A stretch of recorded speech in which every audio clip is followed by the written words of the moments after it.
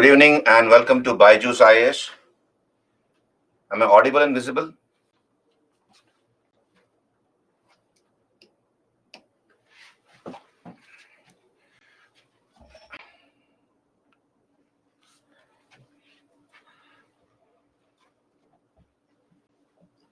Yeah. Good evening, everyone. Am I audible and visible? Sorry for the slight delay. We some technical issues. Um, so we are starting a little late, about 9 minutes late today. Right.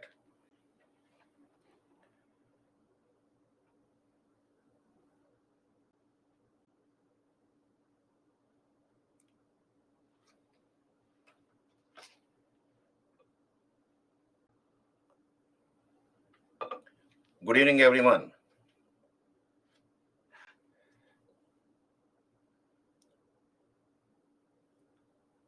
So last class,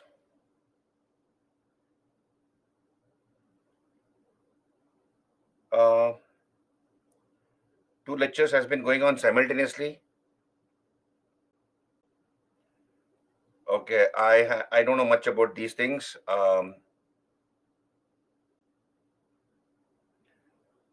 Oh my God. Okay, just hold on. Just hold on, please.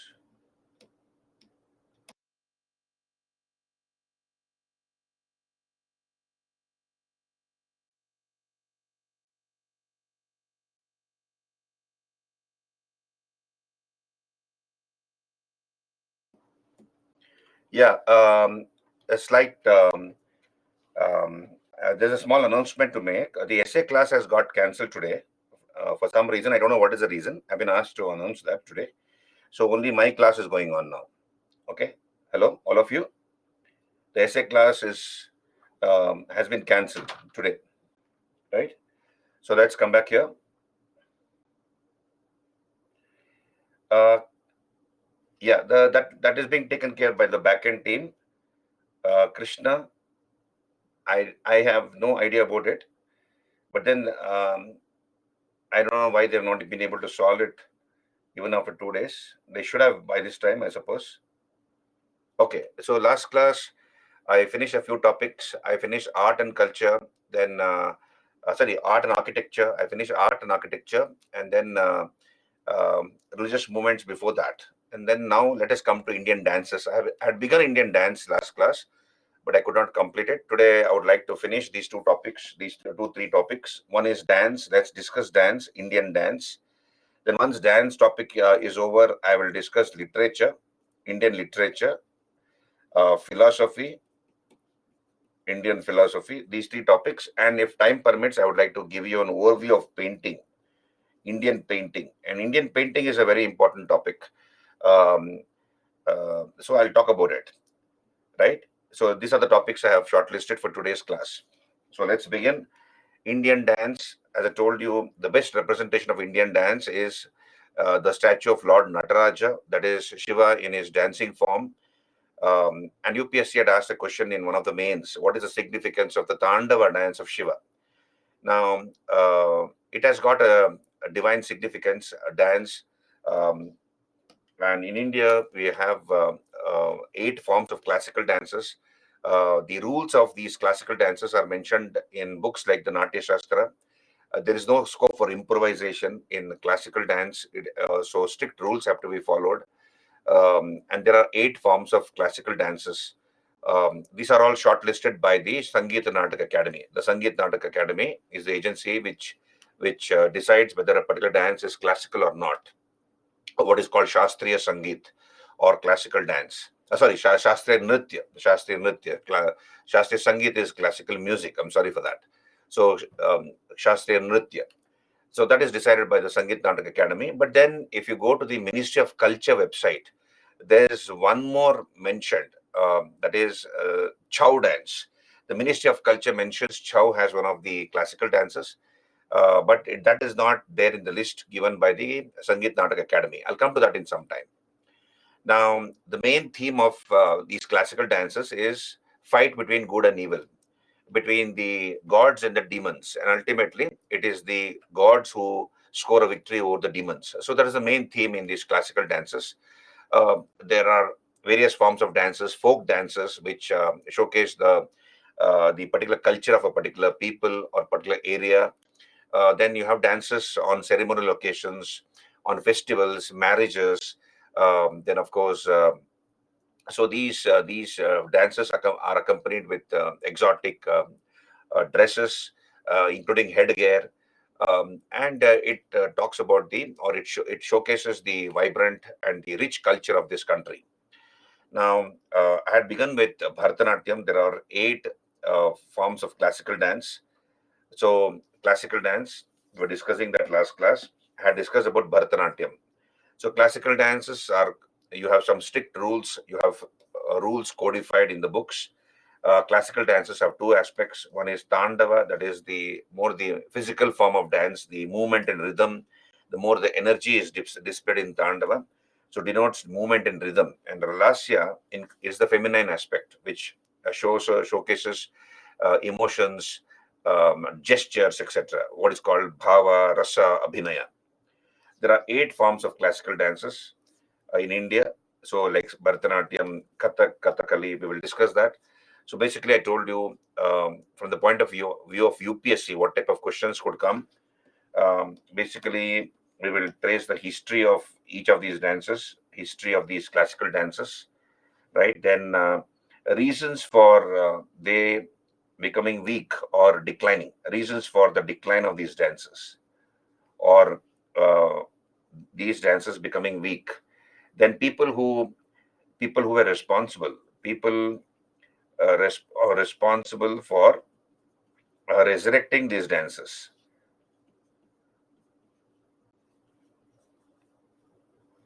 resurrecting or reviving these dances. Then, um, then of course you have whether it's a male dance or a female dance, or is it both done by males and females, right? So this is where and important exponents, the famous exponents of these dances, famous exponents. So, with respect to dance topic, please understand anything which is in the news becomes relevant. Anything in the news, whether it's a tribal dance or some famous dancer, if he or she died, or some dancer, classical dancer, got a prize, got a reward or a award.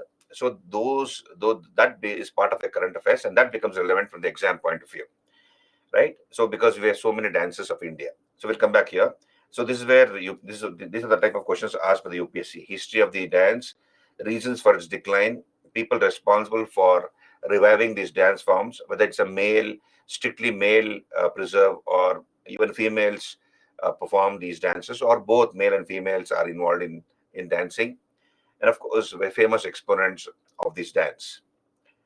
Now, uh, Bharatanatyam. So here, the last class we have discussed this Bharatanatyam. Basically, it is famous in South India, particularly Tamil Nadu and Karnataka. It in fact incorporates the cultures of these three states: Tamil Nadu, Andhra, and Karnataka. So it reflects the cultures of these three states. The word Bharatanatyam. So it is supposedly from Bhava, the first few letters of these words: Bhava, Raga, and Tala. Bharata.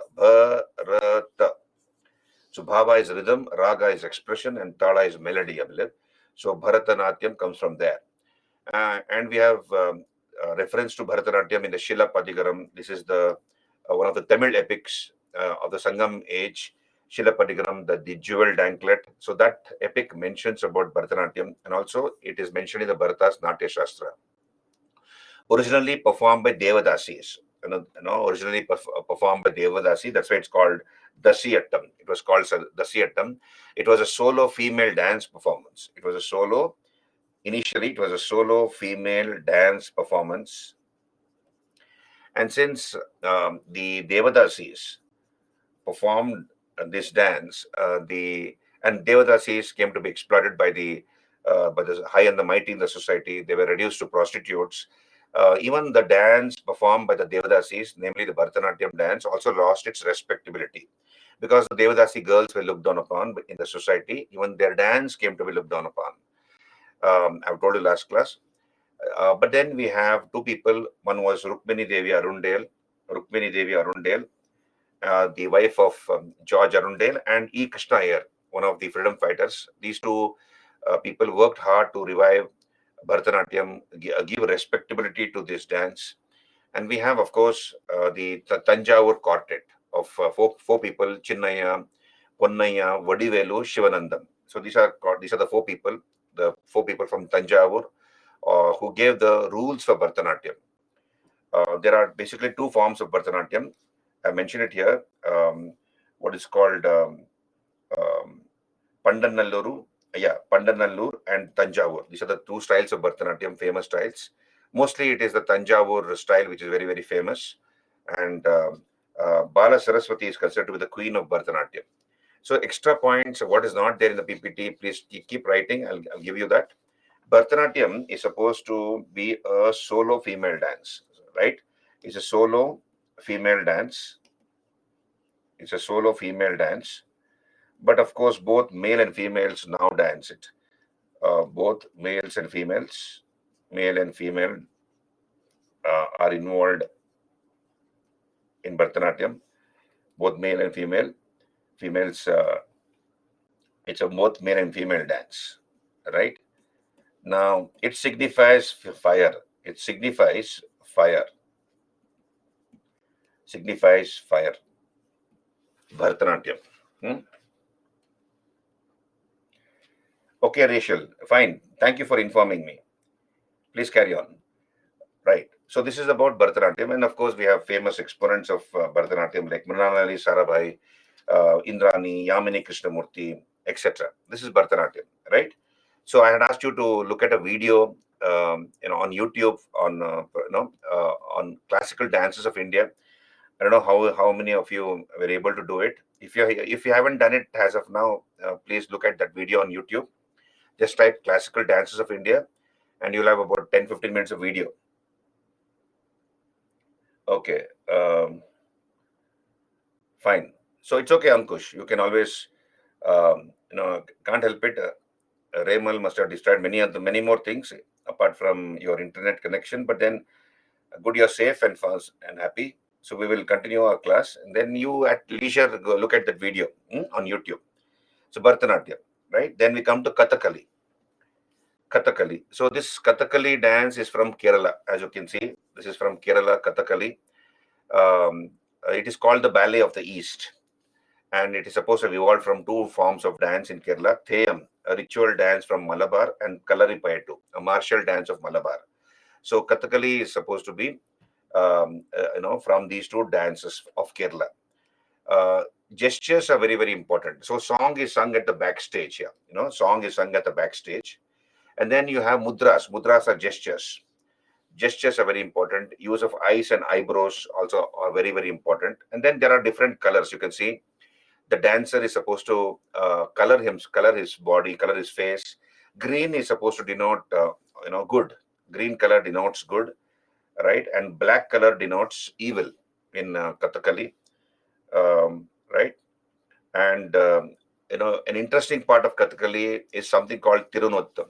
That is, when the evil character comes onto the stage, he is shown in a grandiose manner. For example, if let us say Ramayana dance is going on, or a particular aspect of Ramayana dance is going on, when Ravana comes onto the stage, he introduces himself in a very grandiose manner. He is introduced to the audience in a very grandiose manner in Kathakali. So even the evil characters are shown in a grand manner. That is called Tirunottam. And then we have a person called Vallathol Narana Menon. He is supposed to have, gave institutional support to Kathakali by establishing an institute called Kala Mandalam. So he organized this Kala Mandalam in 1930, giving institutional support to Kathakali as such. And then, of course, we have other exponents of this dance: Kunju Kurup, Koppan Nair, Ragini Devi, Shanta Rao, Mrinalini Sarabhai, etc. So this is about Kathakali, right? So it represents eternal conflict between good and evil in a grandiose manner. and it is called the Ballet of the East, unique to Kerala, Kathakali.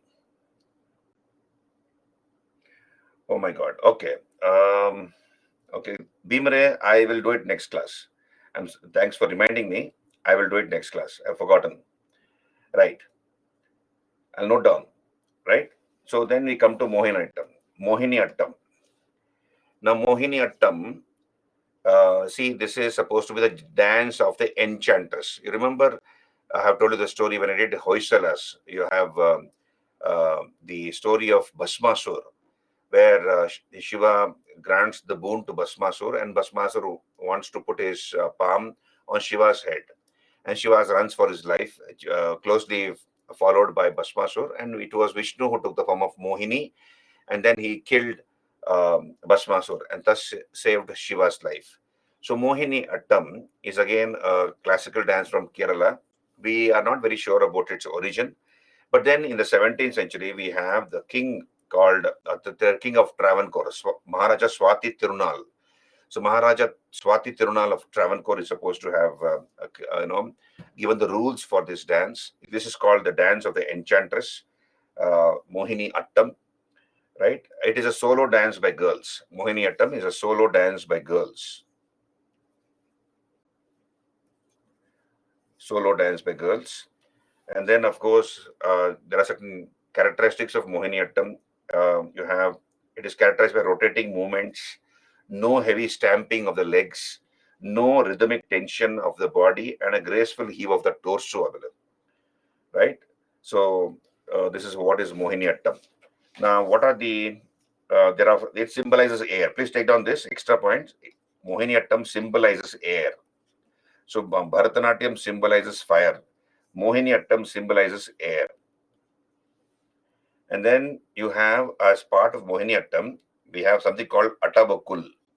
Atavakul. What is this Atavakul? Also called Atavus. Atavus.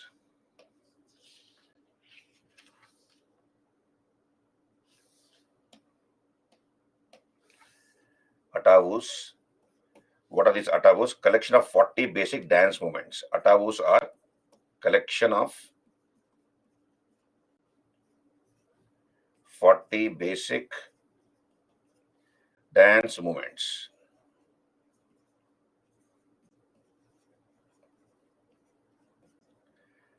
Collection of 40 basic dance movements. That is called Atavus. That is part of Mohiniyattam, and it symbolizes air. It's a solo dance by girls, Mohiniyattam.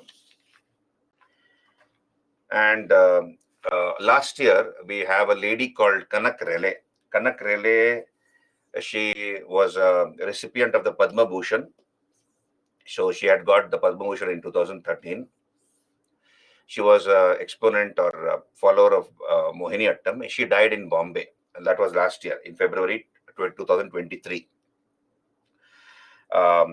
So she's supposed to have revived and strengthened this form of dance called Mohiniyattam. But then Mohiniyattam is not very popular outside Kerala. It is popular in Kerala, but not outside Kerala. What are the two main reasons? It's mentioned here. Please go through it. One reason is it's a very slow dance. It is a very slow dance, right? So it is only in the second speed, Madhyama. So it is very slow dance, very, very slow dance. Therefore, the audience lose interest. So the speed is Madhyama. Speed is Madhyama. Like, but then a dance like Kathak can go to Duta, fourth speed. Kathak is much faster, so it goes to the fourth speed, Duta. Whereas Mohiniyattam is very slow. It is only in the second speed, that is second gear. Slow dance, speed is in Madhyama. Then second reason is the songs sung as part of Mohiniyattam are in Malayalam language. So songs are in Malayalam. Therefore, people are not able to understand Malayalam outside Kerala. And therefore, this particular dance form has not become very, very popular outside Kerala. Songs in Malayalam language, and whoever understands Malayalam, outside Kerala is fine. But then very few people would know unless that person is from Kerala, and therefore, Mohiniyattam is not very, very popular outside Kerala. Kanak Relay was exponent or a follower of Mohiniyattam dance who died last year. So this is about Mohiniyattam, right? Then we come to another dance, Kuchipudi. Kuchipudi. This is from Andhra Pradesh, a place called Kusayelapura or Kuchelapuram or Kusayelavapuri. So that's where the word Kuchipudi comes from. This was, I believe, a dance drama enacted by Brahmins in temples in ancient times. So it was a dance drama performance enacted in temples in ancient times, depicting Krishna's life. So Krishna's life is depicted in the form of dance and songs, right? So you have a person called Siddhendra Yogi who revived this dance form in the 14th or 15th century. He composed the so-called Bhama Kalapam, which is part of the Kuchipudi repertoire. So he gave the rules for Kuchipudi. Now, Kuchipudi it has certain unique aspects. Very difficult dance, but then it has got unique aspects like you have Manduka Shabdam, then Bala Gopala Taranga, and then Talachitra Nritya. You can see I put a picture here. On your screen, you can see a picture here. So this dancer to the right of your screen is dancing on a brass plate. So it is she's the dancer. She's holding the edges of the brass plate with the fingers of her legs, right? So she's literally holding it with the fingers and dancing on a brass plate. That is called Bala Gopala Taranga. This is called Bala Gopala Taranga. Bala Gopala Taranga. Another aspect of Kuchipudi is when the dance is going on, the dancer while dancing is also drawing on the floor, on the stage, on the floor with her legs, with his or her legs. So at the end of the dance performance, when you look down, you may be amazed to see that the dancer while dancing Kuchipudi has been able to draw the figure of some god or goddess or a lamp or something like that on the ground. That is very, very unique to Kuchipudi, and that is called Talachitra Nritya. Dancers draw pictures on the floor with their dancing toes, right? So as the dance is going on, they're doing this. So that's it's a strictly male preserve. Earlier, it was mostly done by males, but now it was both males and females perform Kuchipudi. That's unique to Kuchipudi. So who are the major famous exponents? Vempati Chinna Satyam, Vedanta Satyanarayana, etc. So are you there with me? Then some extra points. Just take down some extra points on Kuchipudi. Kuchipudi. So it was earlier male Brahmins used to do it. Earlier male Brahmins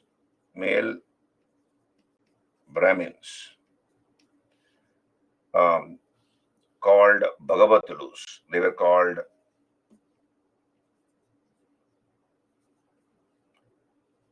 Bhagavatulus, used to perform this dance, right? Earlier male Brahmins called Bhagavatulus used to perform.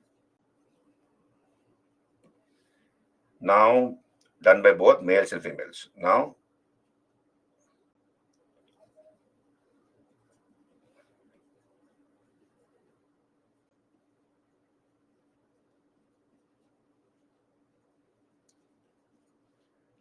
then of course it's a team performance. It's a team performance. It's a team performance. It's a dance drama performance.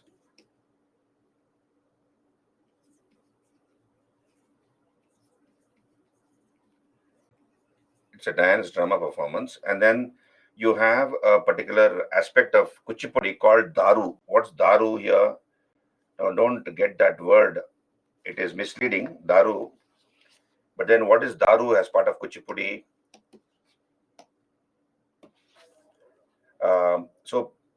So here I believe the principal characters, Daru is principal characters reveal themselves through a dance song performance. So, for example, if Sita, goddess, Sita Mata comes on the stage, she introduces herself to the audience as Sita, well, through a dance song performance. If Rama comes onto the stage, Rama will introduce himself to the audience in a dance song performance. Similarly, other characters. That's called Daru. So, principal characters reveal themselves with a small song dance performance. Dance song performance. That's called Daru. Do you understand what is Daru? Okay, that's called Daru. And that's part of Kuchipudi. Right. So whatever is from the important from the exam point of view, please focus on those things. They'll not ask you the technical aspects of it. Technical aspects they'll not ask. Only for whatever is important from the exam point of view. This is Kuchipudi. Then we move on to Odissi dance. It is from Odisha, as you can understand. It's from Orissa, Odisha. This is the oldest among the classical dances. Oldest classical dance is Odissi. Oldest classical dance. How do we know this is the oldest classical dance? I believe in the caves of Udayagiri and Khandagiri in Orissa.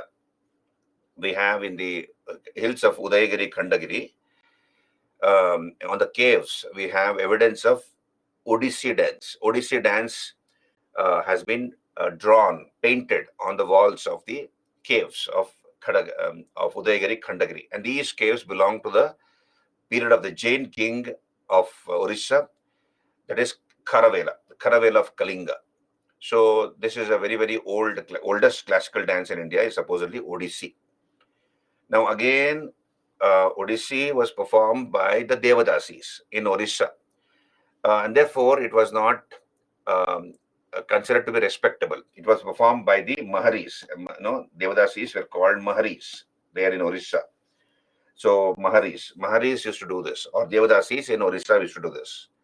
But in the 15th and 16th centuries, Vaishnavism, spread, Bhakti movement spread into Orissa, just as it spread to other parts of India. So because of the influence of Bhakti movement and worship of Vishnu or Vaishnavism, the followers of Vishnu, the followers of Vaishnava cult, began to look down upon these Maharis. So therefore, to continue this tradition of dance, Odissi dance, they would train young boys called Gotipuas. So young boys were taught this dance and they were asked to dance this dance called Odissi. So that's how it was revived. Did you get me that? So we have the followers of Vaishnavism. They did not want these girls, the Devadasis, to perform the Odissi dance because they were Devadasis. They had been reduced to prostitutes, and therefore, by default, even Odissi was looked down upon, apart from those girls. But then, as I told you, the young boys were taught this dance. They are called Gotipuas. Gotipuas are young boys. Gotipuas.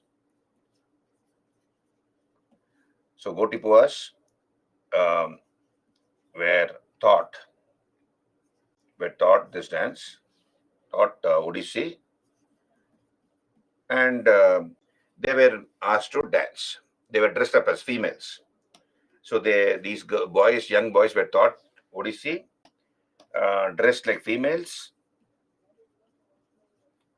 like females, and they were made to dance.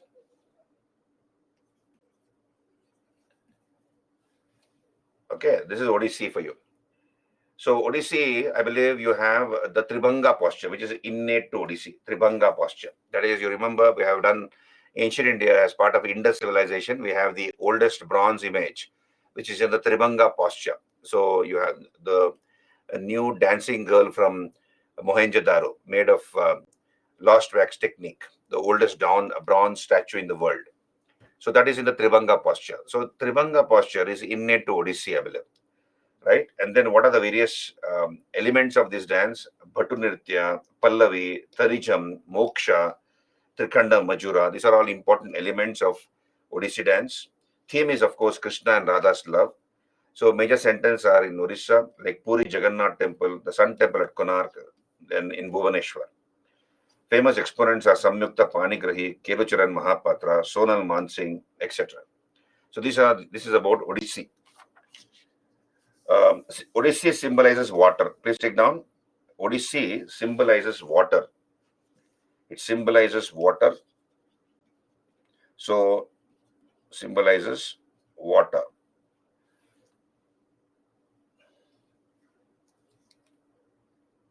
Symbolizes water. So earlier it was done by the Gotipuas, young boys called Gotipuas, now done by both males and females. Now, both males and females.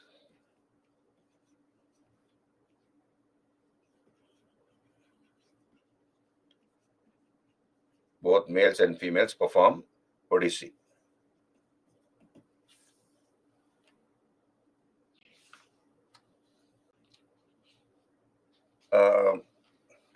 Aditya, I will have to find out why they have not been able to solve the problem. Annotated PPTs are not available. I will ask them in the break, Aditya. Just hold on. What is the problem? They should have solved it by this time. Right? This is about Odissi. Then we move on. So Odissi. Yeah, I will ask. I look into that, Ankush. Okay. Then we come to Kathak. So Kathak is from UP, Rajasthan. Basically UP. Originally is from the Ras Leela of Rajamumi. What is this Ras Leela? Ras Leela is Krishna dancing along with the gopis. That's called Ras Leela. So Ras Leela of Brajamumi, UP. So it was basically the word Kathak. Kathak is from the Kathakaras. The word Kathak is from the Kathakaras or storytellers. So they used to tell stories from the epics with music and dance. And that's where the word Kathak comes from. So basically the themes are Krishna, Radha, legend. Then initially it was performed in temples. Please understand, Kathak was performed in temples initially. Later it was taken to the courts with the coming of the Muslim rule, Delhi Sultanate, Mughal rule. Kathak was introduced in the courts. And because of that reason, the dress also changed. You have Persian costumes being worn by the women, and dupatta, salwar kameez. So that type of dress was worn. And later, you have pirots because of wandering dervishes, wandering minstrels, wandering sadhus. They would also perform Kathak, and they would, go round and round. So that's how we have the pirot. The pirot was introduced. Pirot is, going round and round while dancing. And of course, you have heavy stamping of the legs. That is also part of Kathak. Then, from the courts, it was reduced to, it lost its respectability.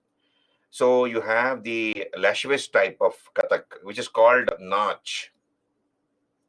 What is called nowadays, derogatively as item number in films.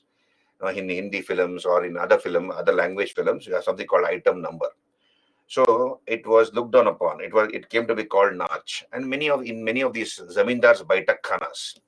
Baitak khana is where you have a huge hall, and then the girl is asked to stand in the middle of the audience and dance. And then you have all the rich zamindars and their friends would sit around at the edges of the hall, and they will drink and look at this dance. And obviously, when they're drunk, they will not look at that girl dancing with respectability. With lascivious eyes, they will look at her.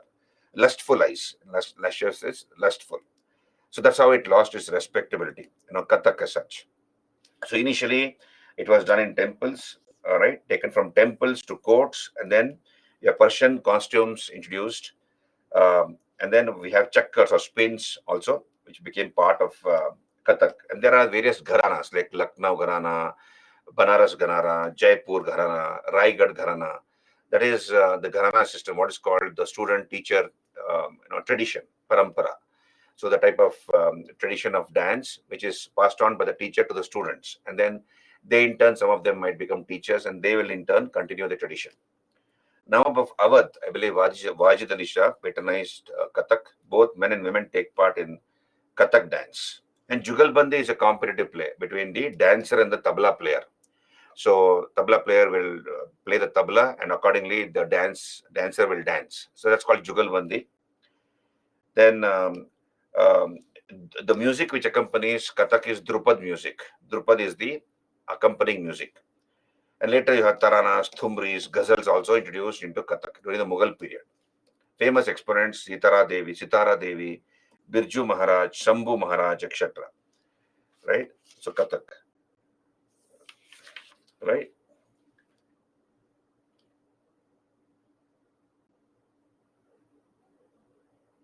Um, yeah, Arun, I understand. Varsha, I will ask them. Just hold on. Just can you give me a minute? I'll just pause the class. Let me call up and ask them what is the problem.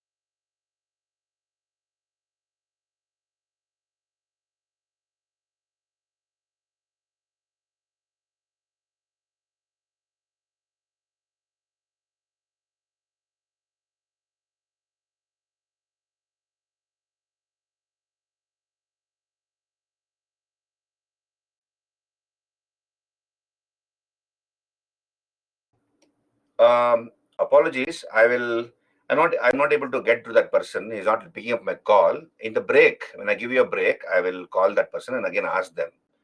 Okay, ask that person and others what is the problem. Okay, and I'll update you accordingly.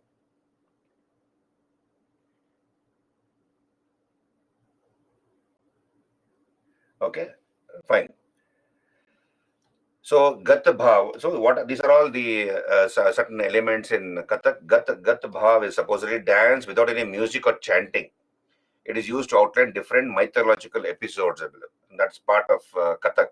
Gat Bhav. Dance without any music or chanting. Right? This is Kathak. As you can see here, Kathak. So they're wearing Persian costumes. What do you call? And then dancing. And of course, you see they have tied one cloth around their waist. So they have tied a sort of a cloth tightly around their waist and dancing. Then Manipuri. Manipuri obviously is from Manipur. You can see here, this is Manipuri dance. Manipuri dance, I put up a lovely picture here. So unique to Manipur, originated from the Bhakti movement of the 14th and 15th century. Basically, the theme is Radha Krishna romance, that is Ras Leela. And also popular love tale of Khamba Tobi of Meiti legend. So you have these tribe called Meiti tribes, and there is a love story of something of a character of two characters called Khamba and Tobi. So that is what is depicted in this dance called Manipuri.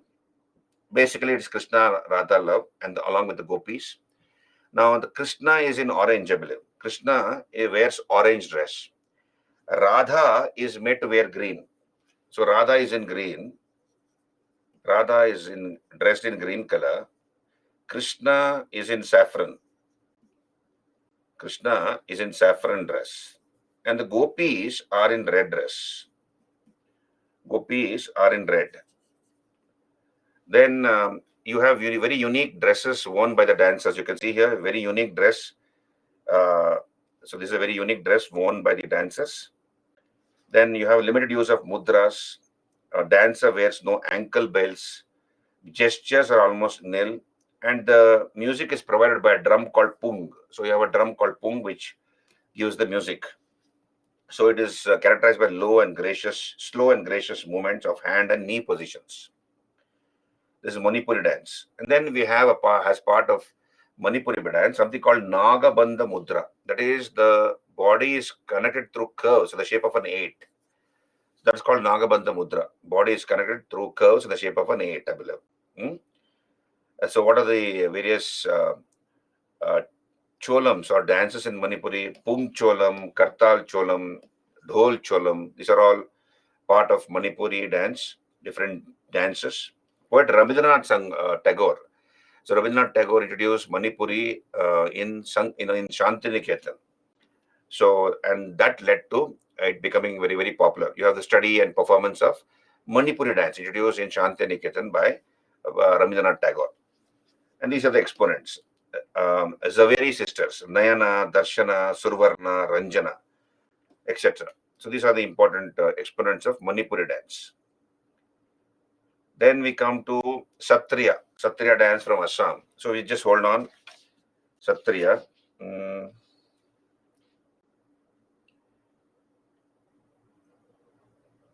Right, extra points, whatever I have to give you, I've given you. Okay. Then we come to Satriya. What is a Satriya? Satriya basically is from the word Satras, monasteries from Assam. So this was a type of dance which was performed in the monasteries of Assam. Monasteries were called Satras, Vaishnava monasteries. And we have this dance form introduced by the uh, uh, saint of Assam, Srimanta Shankaradeva. Srimanta Shankaradeva in the 15th century introduced this dance form in the monasteries, right? So it includes nritya, natya, dance, drama performance. Um, it is mentioned in Natya Shastra, I believe, and it is originated from amalgamation of dance forms of Assam, like Ochapali and Devadasi. So it is an amalgamation of various dance forms of Assam, Satriya dance. Done by male monks. Male monks are the ones who do this, called bokots. And the songs are written by Shankaradeva, called Borgits. So dance is done by male monks for the songs written by Srimanta Shankaradeva, called Borgits, right? So males, of course, both males and females do this dance, but generally it was performed by male monks. Now both males and females do it. So males wear a turban, dhoti and a pagudi or a turban. Females wear traditional jewelry, ghuri and chador made in part silk, like that. There are different streams of Satriya dance: Gayan, Bhayan, Nach, Gayan, Bhayanar, Nach, Karmanar, Nach. So these are the different streams of Satriya dance. And then we have a type of Satriya dance called Ankya Nat, originally written in Assamese, Maithili mixed language, I believe, called Brajavali. So Ankya Nat is a type of Satriya dance. And another form of Satriya is Bhavana, based on the stories of Lord Krishna. So this is Satriya dance.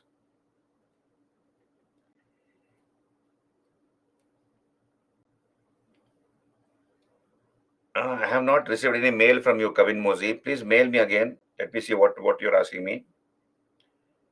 Right? Then this is Satriya dance.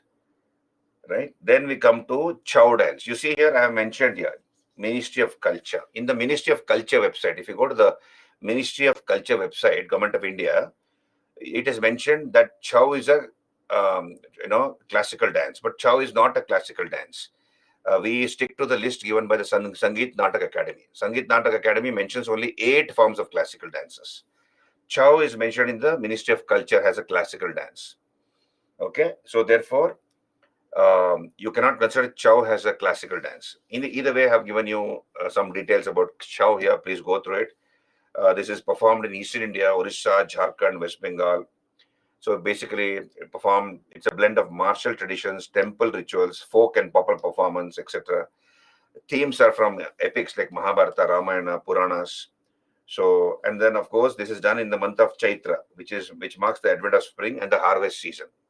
The Chow dance is performed in the harvest season, right? And the melody is interwoven with is given by reed pipes called Mohuri, Turi Bheri, Shenai. So music is given by reed pipes. So, and they wear mask. You see here, I put a mask here, separate picture of a mask. So people wear a mask in Chow and they dance.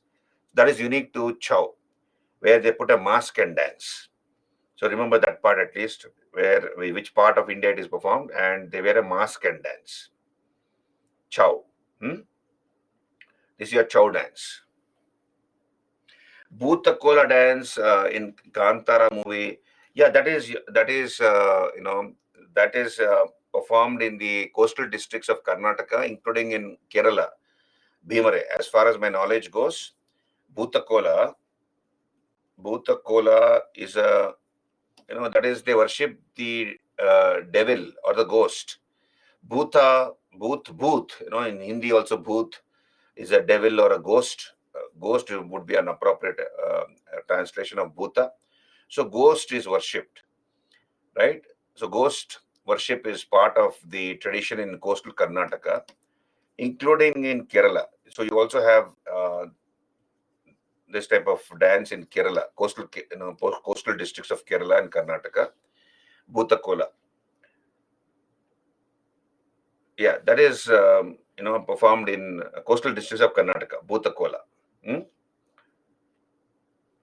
So then, of course, we have folk dances in different parts of India. You have occupational, seasonal, martial, devotional, ritualistic, peculiar to various regions and cultures of India. So for during different occupations, festivals, marriages, harvest season, you have different forms of folk dances. They reflect the vibrant culture, the unique culture, and the rich culture of that particular area.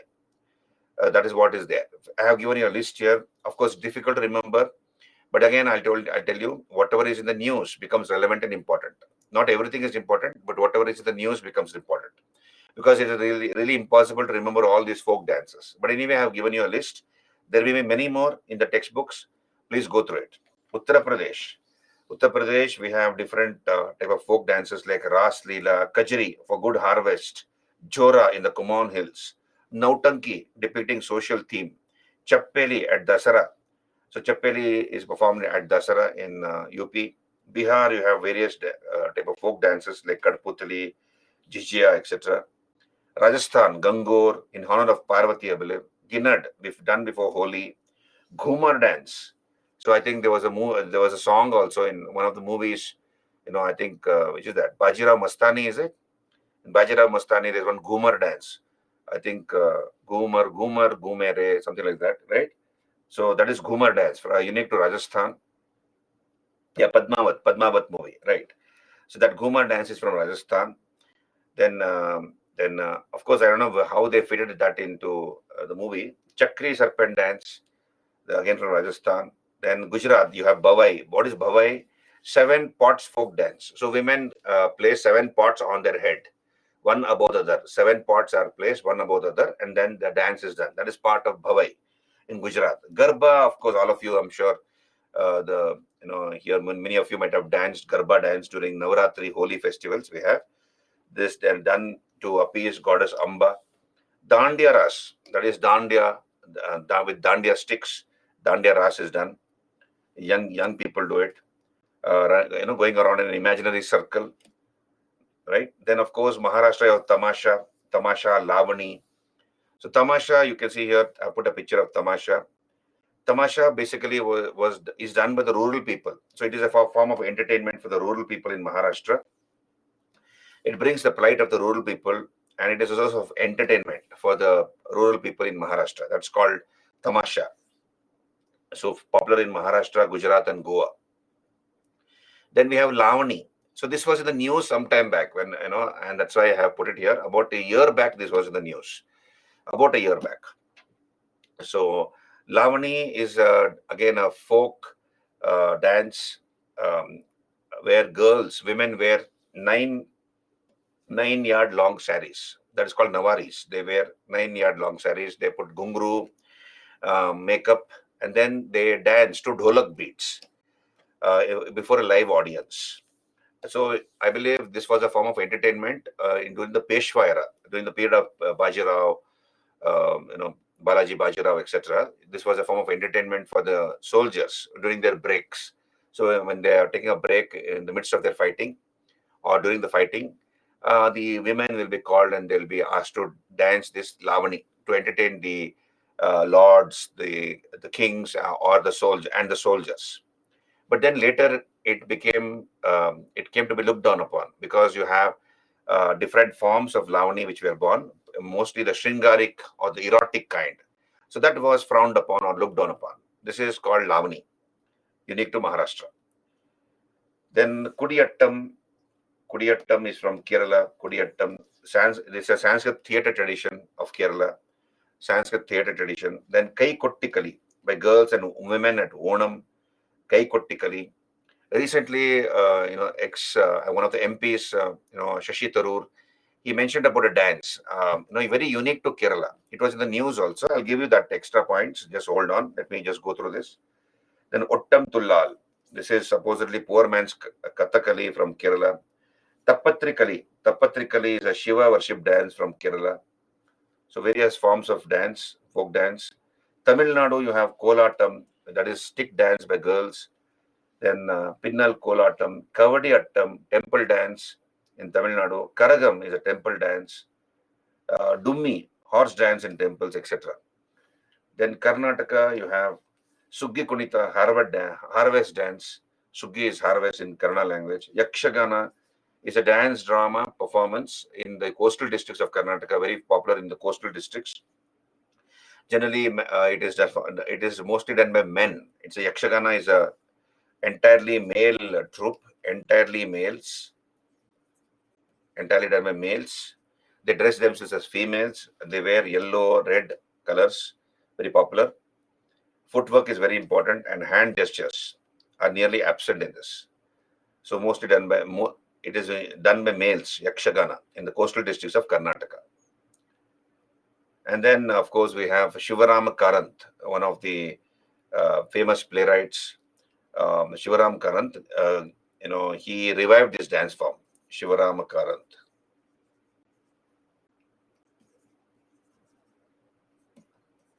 And he revived Yakshagana.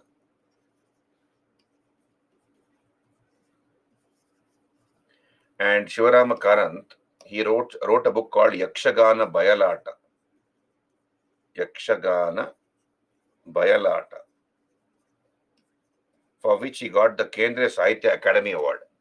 For this book, he got the Kendriya Sahitya Academy Award.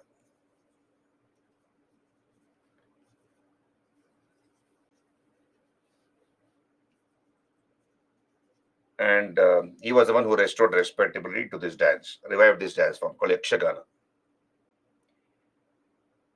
Yakshagana, yes, Yakshagana is done by males. They dress themselves as females, Litika. They dress themselves as females and they perform Yakshagana.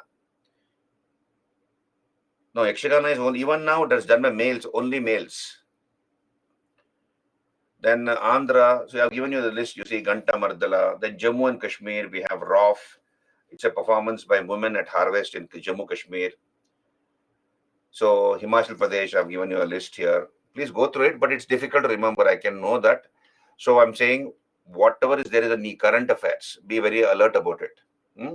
Let's say in the Republic Day parade, okay, you have so many states display their tableau and certain dance is performed, right? That becomes relevant because it was in the news.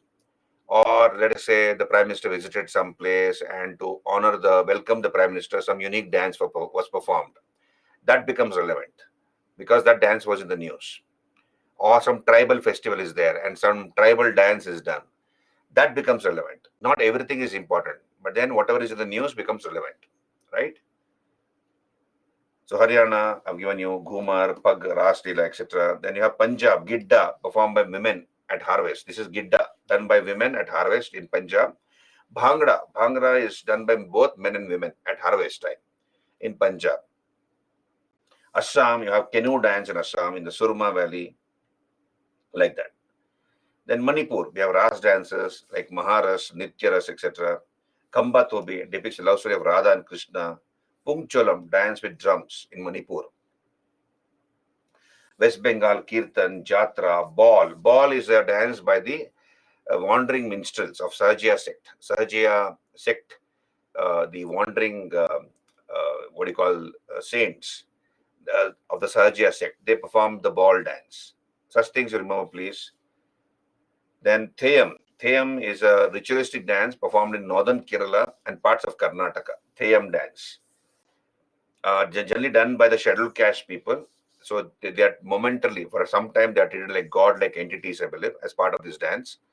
And this dance, the Theyam dance, begins with an Islamic prayer. Very interesting.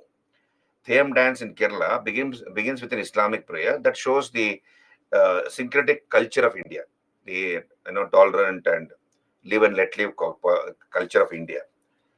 Um, Theyam dance, unique to northern Kerala and parts of Karnataka. Then I have given you a list of tribal dances, dance, tribe, and which state it is performed. For example, remember the most important, like for example, bamboo dance. Bamboo dance or chero, done by the Kuki Nagas of Mizoram. Bison dance, that is Gaur dance, done by the Marayas of Madhya Pradesh. Like that. Such things you remember, please. Then, then I have given you martial dances. Martial dances, they have roots in Bhartana's Natya Shastra, I believe. Basically, it is the conflict between the gods and the demons for Amrit. So, gods and the demons fought for Amrit or the nectar, and that's where the martial dances originate from. So, different parts of India, we have different martial dances. For example, Gatka from Punjab, done by the Nihang community. So, I put pictures here for you to remember better. You see here, Gatka, this is done in Punjab by the Nihang Sikhs, Nihang community.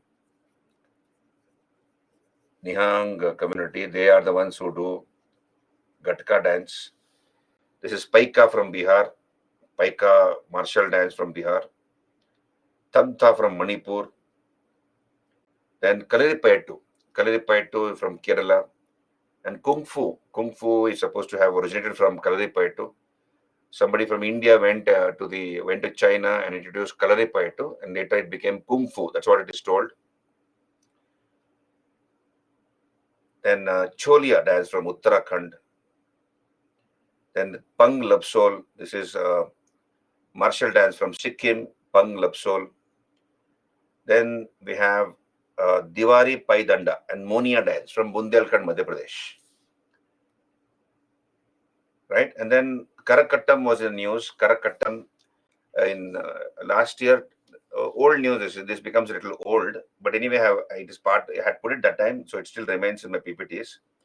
So my Prime Minister, I believe, had referred to Karakattam and V. Durga Devi. What is this Karakattam dance? It's a folk dance of Tamil Nadu, where performers in colorful saris dance with a pot or karakam on their head to invoke Mariamman, the goddess of rain.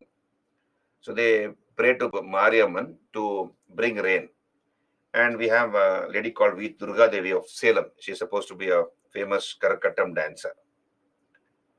This is the Cham Lama dance. You can see on your screen, Cham Lama dance.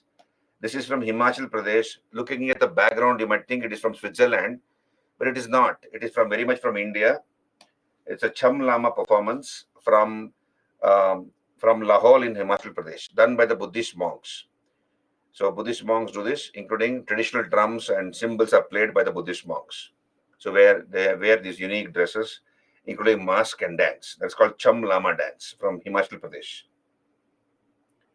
Yeah, it's also a painting. You're right, Krishna. Tanta is also a painting. We'll come to that. Then the statue of Nataraja was placed in the Pragati Maidan, New Delhi during the G20 summit. This is the biggest Nataraja statue made of Ashtadhatu. Ashtadhatu is, Ashta is what? Eight metals. It's a combination of 8 metals. It is 27 feet tall, weighs 18 tons. 18 tons in weight and 27 feet tall. And this was made by Radhakrishnan Stapati of Swami Malai in Tamil Nadu. So Radhakrishnan and Stapati and his family, I believe, have been involved in making such bronze statues from the last 34 generations. So 34 generations of Radhakrishnans have been making idols since the time of the Chola period. So Cholas, sometime in the 13th century, early part of the 13th century, they disappeared. So from 34 generations from the Chola period, we have this Radhakrishnan family who have been making these casting bronze statues. So it has been made by that family, this particular statue. Very interesting. 27 feet tall, 18 ton in weight. Okay. Now, let us look at some of the questions from this topic dance. Consider the following statements. It is a classical dance form which was originated in the temples of Tamil Nadu. It is considered to be a fire dance commonly performed by women. Music of this dance belongs to the Carnatic music. So obviously, the above mentioned statement refers to which classical dance? It's Bharatanatyam. Bharatanatyam is the answer. So the explanation is here. You can go through it. Bharatanatyam. Then consider the following statements about Sita Kali. Sita Kali dance. It's a modern folk art form that originated in Kollam.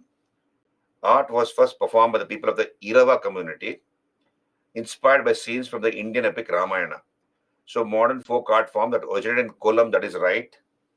It is performed not by the Irava community. It is done by the Pulayar and you have one more community. So Sitakali, I've given you see, this is from Perinad in the Kollam region of Kerala. So the first statement is correct. So here it is performed by the Vedar and Pulayar communities, not by the Irava community. So the second statement is wrong, and it is inspired by scenes from the Indian epic Ramayana. That is correct. So Sitakali is inspired by Ramayana epic.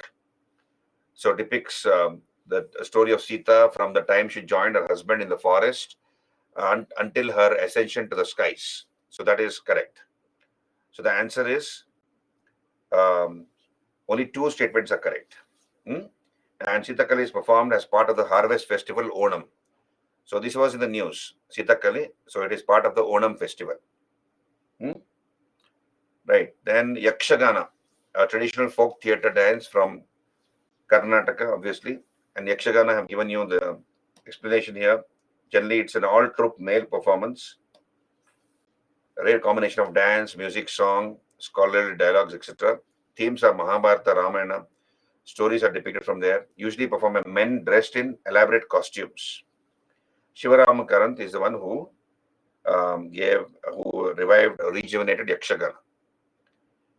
Then few more things you just take down. This was in the news. Therefore, I find it relevant to share this information with you. Please take down.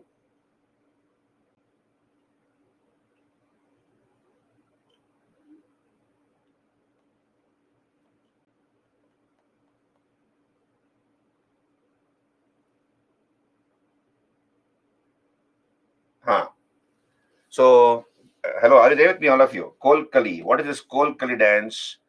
Kol Kali. Kol Kali dance. So, this was recently in the news. Kol Kali dance. This is a folk dance from Kerala. Folk dance from Kerala, right?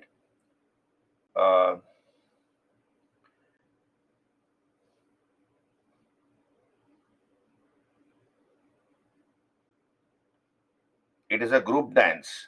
So women dressed in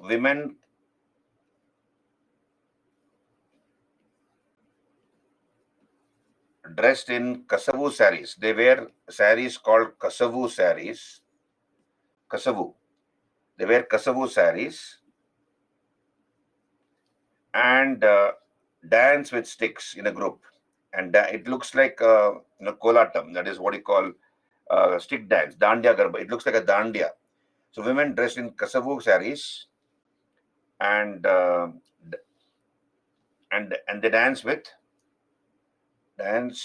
dance holding sticks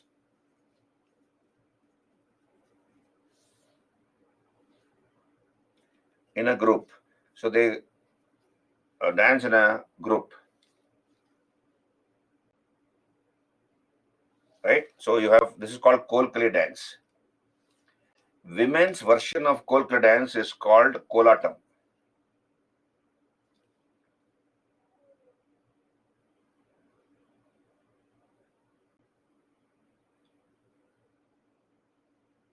Did you get me that? Hello, I get me. So there is Kolkali dance. Kolkali dance is from Kerala, folk dance of Kerala. Women dress in kasavu saris and dance holding sticks in a group. That's called Kolkali dance. Then there's one more dance, Pulikali.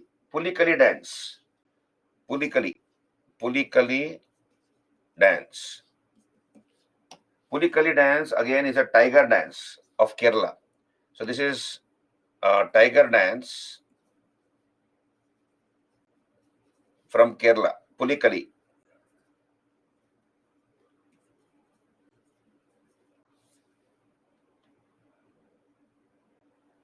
So done on the fourth day of Onam. This is done on the fourth day of Onam.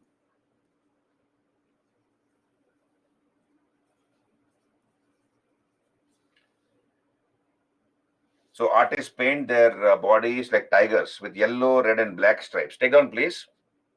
Artists paint their bodies. Artists paint their bodies. Paint their bodies like tigers with yellow, red, and black stripes. With yellow, red, and black stripes.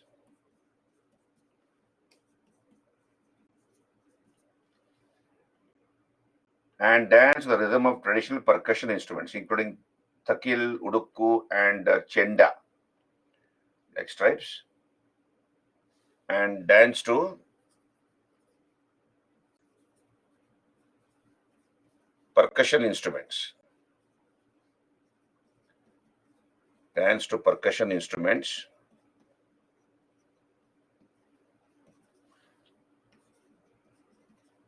Like thakil,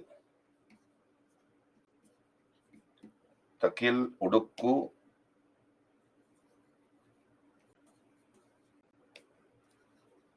and what do you call chenda.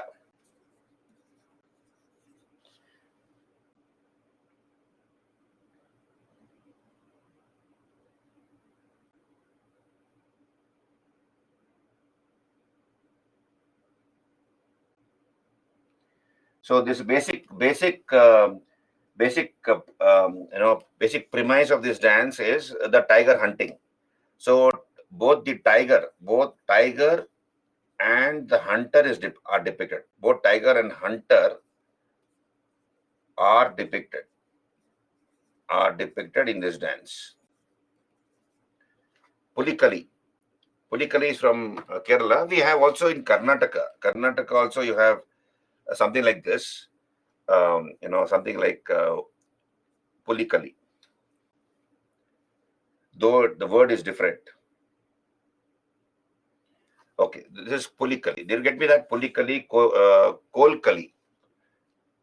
Kolkali and Pulikali are from Kerala.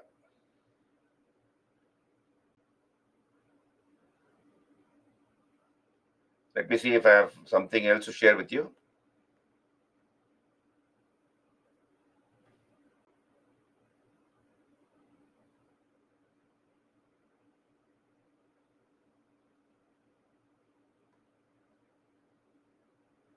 Right, this is about it. Yeah, Kolkali and Pulikali both performed in the Onam period. Yes.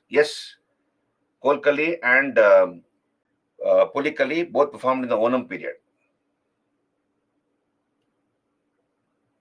You're right, Hari.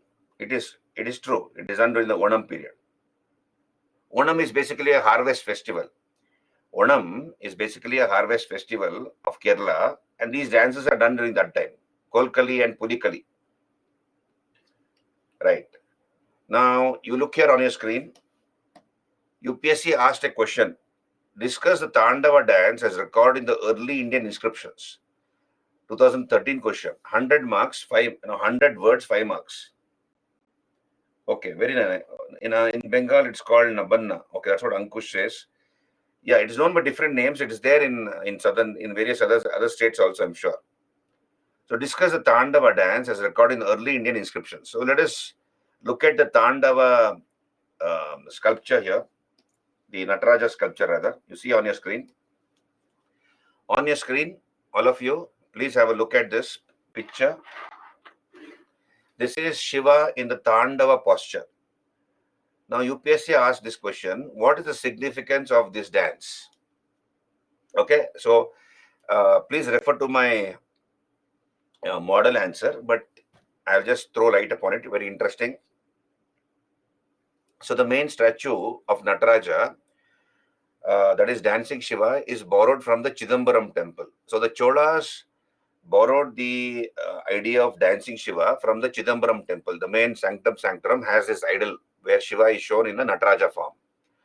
Now, and the Cholas used to cast bronze images through the Sirperdu method, the lost wax technique. Of course, they used to use five metals, Panchaloha.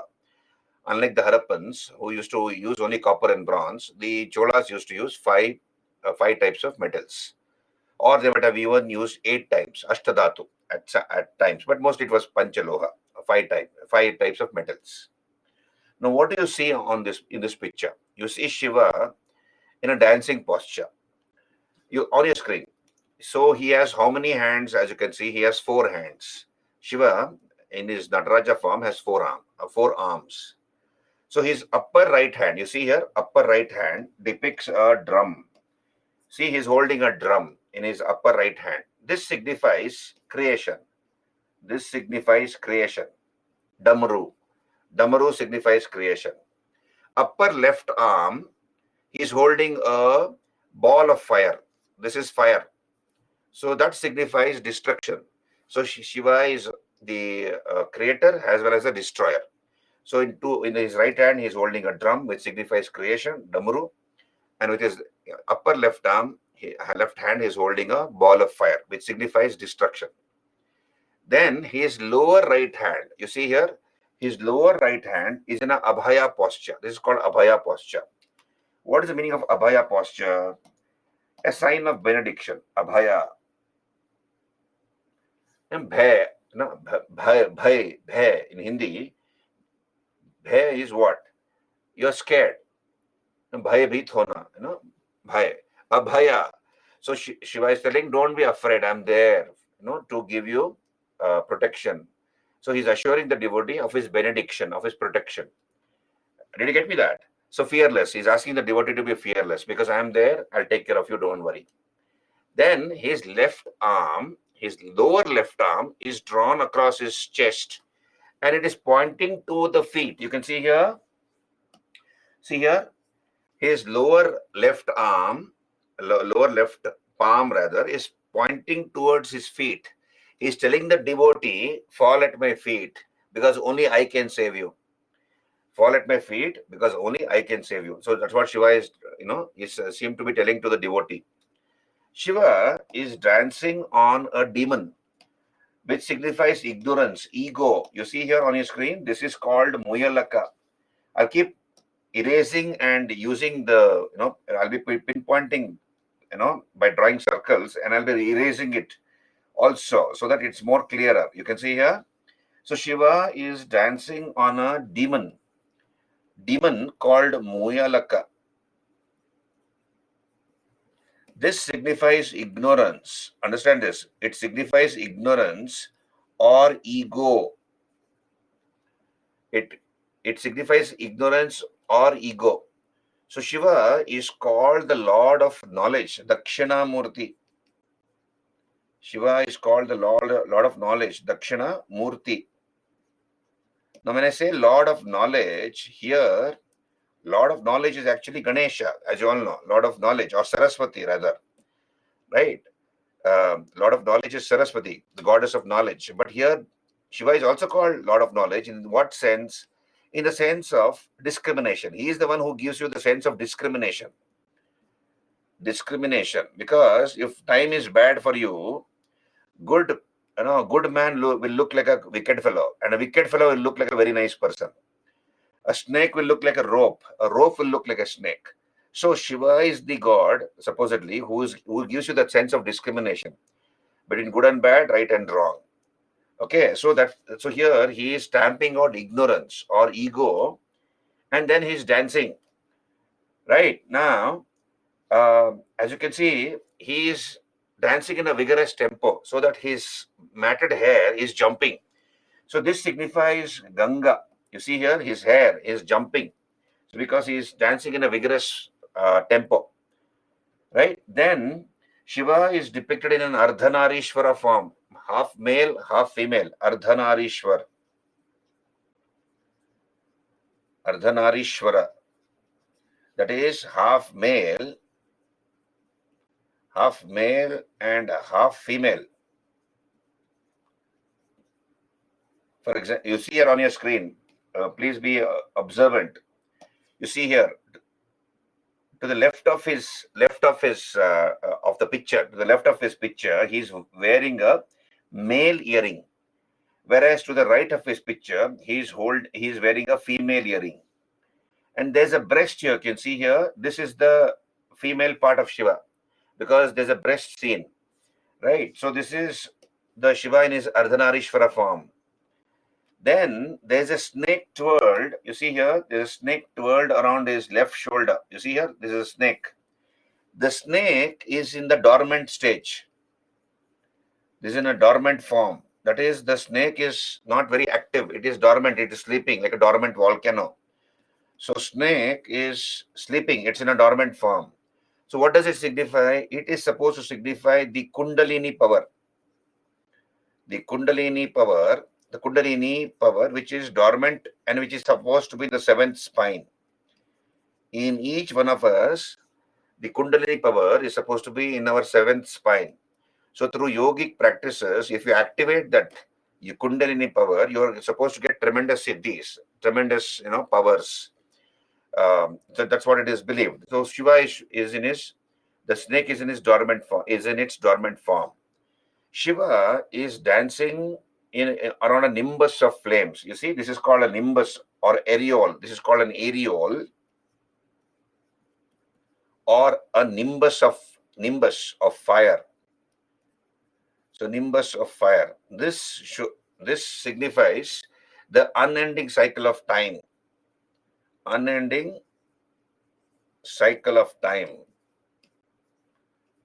So in Sanskrit, there is a saying, no, Kalaya Tasmai Namaha. That is, time and tide in English, time and tide wait for none.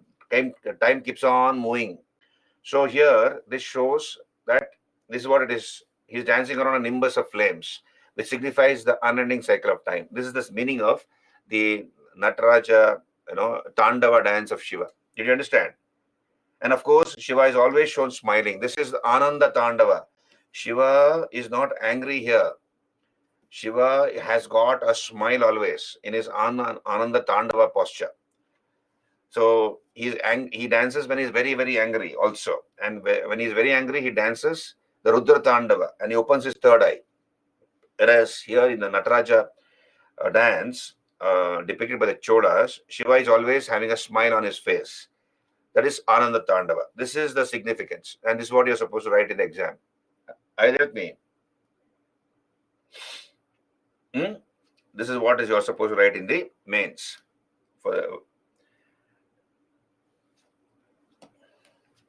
Right? It is there in the model answer. Please go through it.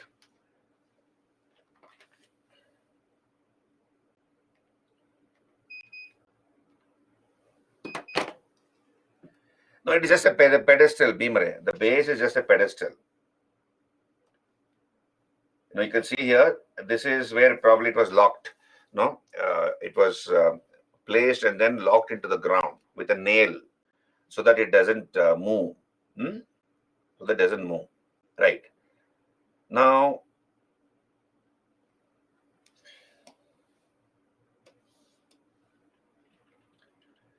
let's come to another topic, literature. Let's come to another topic, literature, Indian literature. Okay. Any doubts here? Hello, all of you. Are you clear? I know I might have not explained the dance topics convincingly, but I told you I'm not a dance teacher, I'm a history teacher, right? And then more importantly, you should know what is important from the UPSC point of view. And I have told you that, what is important. And I have given you the best of information, whatever is there from wherever I could collect, I have given you the best of information. This should be sufficient for you to understand Indian dance. Okay, and then keep a track of your current affairs and whatever is important. Somebody got an award in dance, or some dancer died. Famous dancer died, classical dancer. So such things become relevant in the examination. Right. So Indian literature. Was it interesting? Yeah, bhava means expression.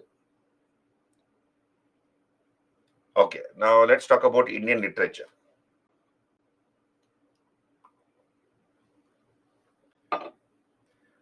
Now, UPSC, this is one of the important topics in your UPSC exam, Indian literature.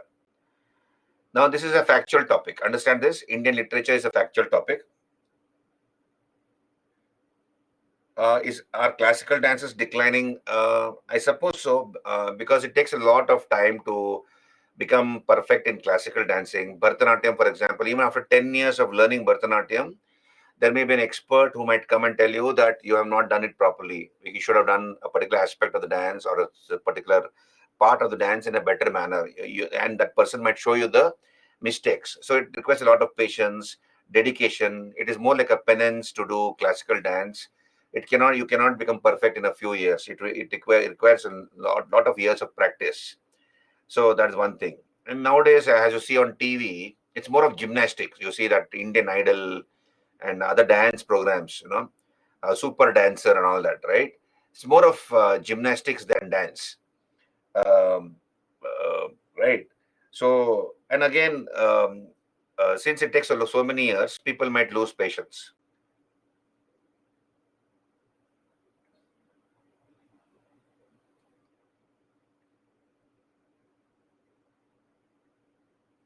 Yeah, fine, fine. Bhava is rhythm, raga is expression, tala is melody.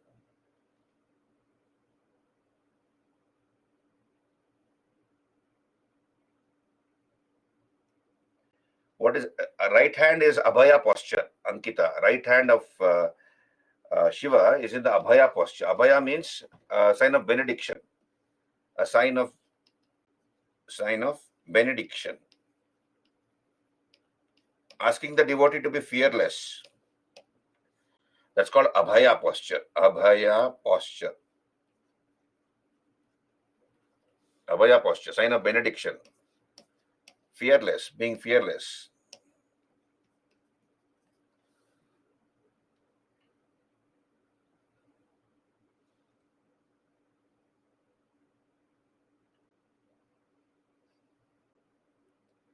Okay, fine. Bhimare. Okay, can we move on? So let's come to literature.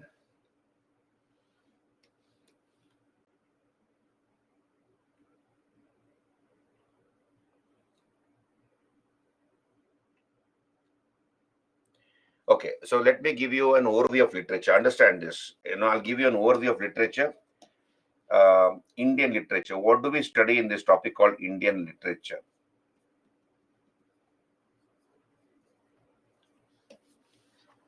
Okay, so let me give you an overview of literature and then we'll come to the details. Indian literature.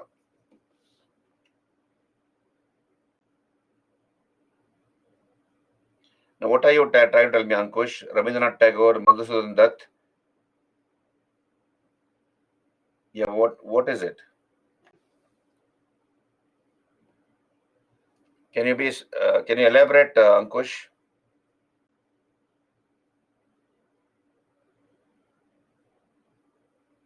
Okay, fine, fine, fine. Now look here. So you see, when we talk about Indian literature, we have to we start with ancient literature. We start with what is called ancient India, ancient Indian literature, ancient Indian literature, right? So how was literature in ancient India? Then once we make a survey of ancient Indian literature, I'll come to medieval Indian literature, right? Now look here, ancient Indian literature. Now most of the books in ancient India were written in Sanskrit language. It was written in Sanskrit.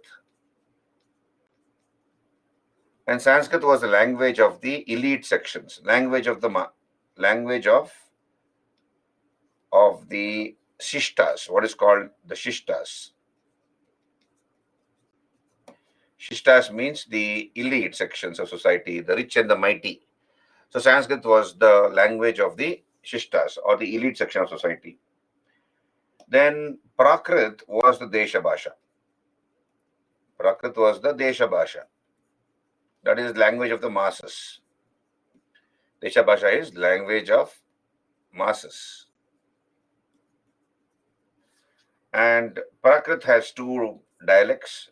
It has two dialects. One is Pali and the other is Ardhamagadi. Ardhamagadi.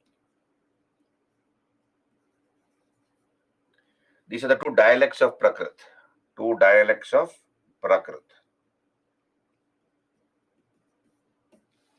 Pali and Ardhamagadi.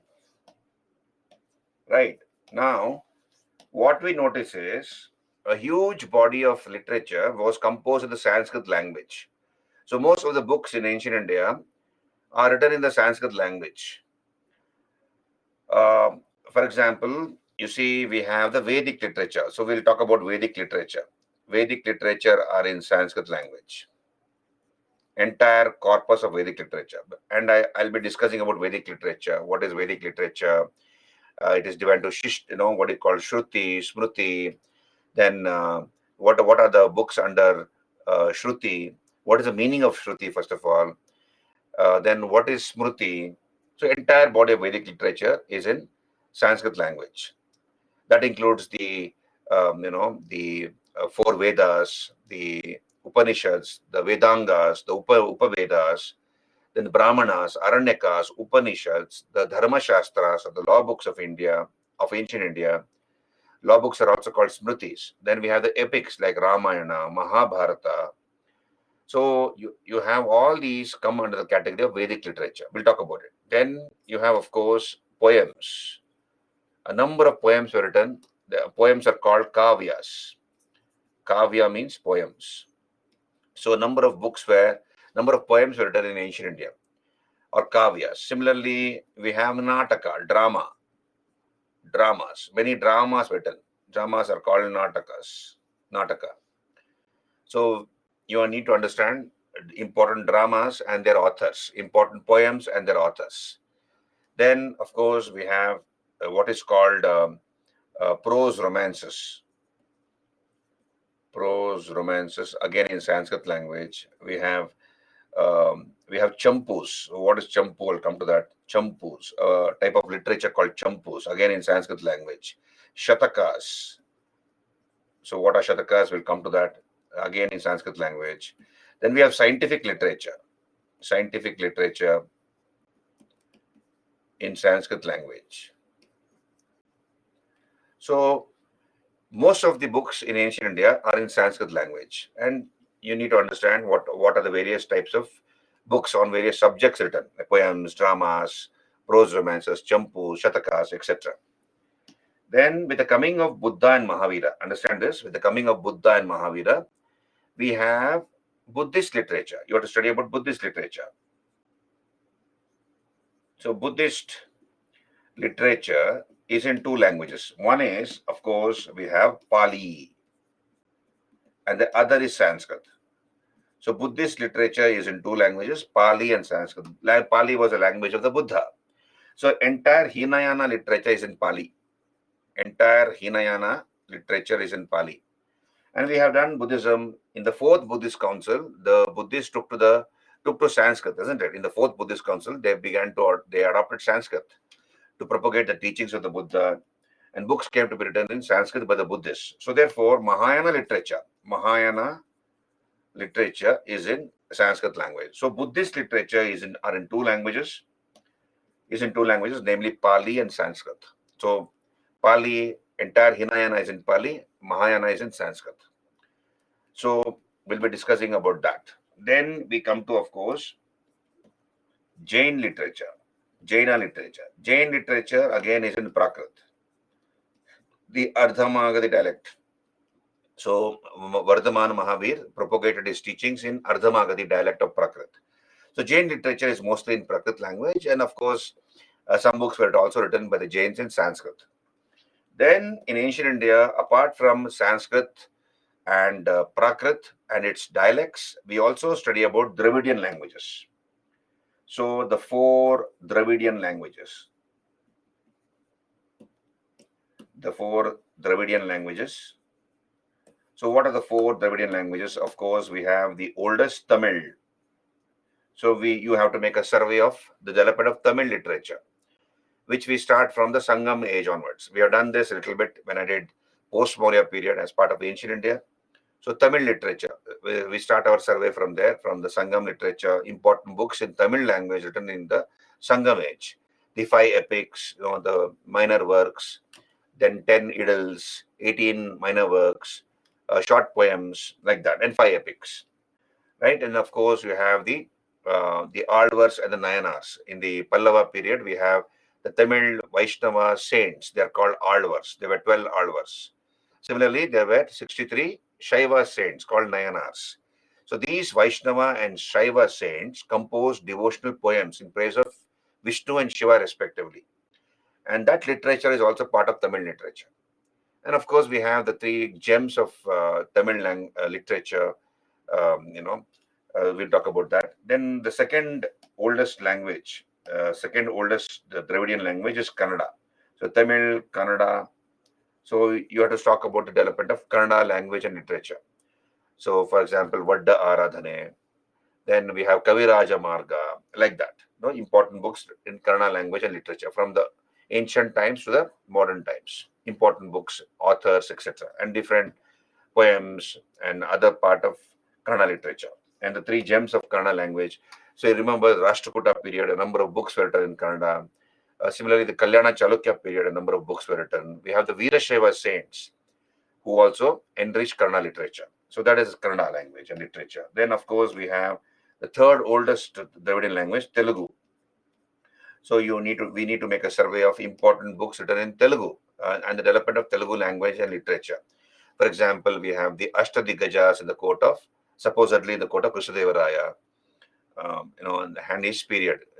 His period is called the classical phase of Telugu literature. He's called Abhinava Bhoja for that reason. So all those things. And of course, Malayalam. Malayalam. This is ancient Indian literature. Hello, did you get me? This is ancient Indian literature. You need to know this is basically factual.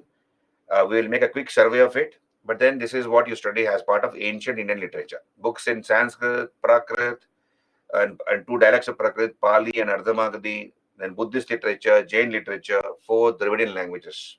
Did you understand? Right? Right? This is ancient Indian literature. Then we move on to medieval Indian literature. Medieval India. Medieval India literature. Medieval Indian literature. Literature in medieval India. Now, what we notice in medieval India is it is Persian language. It is Persian which flourished. Both the Delhi Sultans, the Mughals, and of course the Deccan Sultans. All these rulers promoted Persian language and literature. It was not Arabic. Very few books were written in Arabic language in medieval times. Very few books. So most of the books in medieval India were written in the Persian language. So what is the reason for that? What are the reasons as to why Persian language flourished in medieval India, right? And there are various books written. Like for example, you have histories written, histories. That is official history.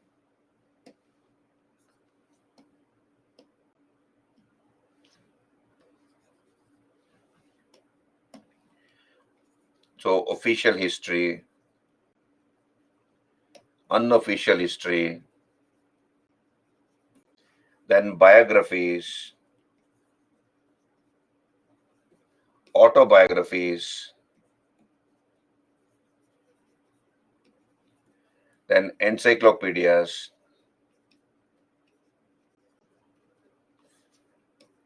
right? And, so a huge body of literature was written, and translations, your translations. So histories, official histories, or biographies, autobiographies, kathas, then poems, quatrains, so different types of literature were written in Persian language and literature. What is the reason for that? Why was not Arabic promoted? Why only Persian language and literature promoted? Both by the Delhi Sultans, by the Mughals, as well as the Deccani Sultans. So this is what you know. You study as part of medieval literature. And then, of course, when you come to modern literature, modern India, when you talk about modern literature, I want you to refer to Nitin Singhania. Modern literature, we have languages like Bengali, development of Hindi language and literature. Hindi language and literature, your various phases of Hindi language. Similarly, Bengali language and literature.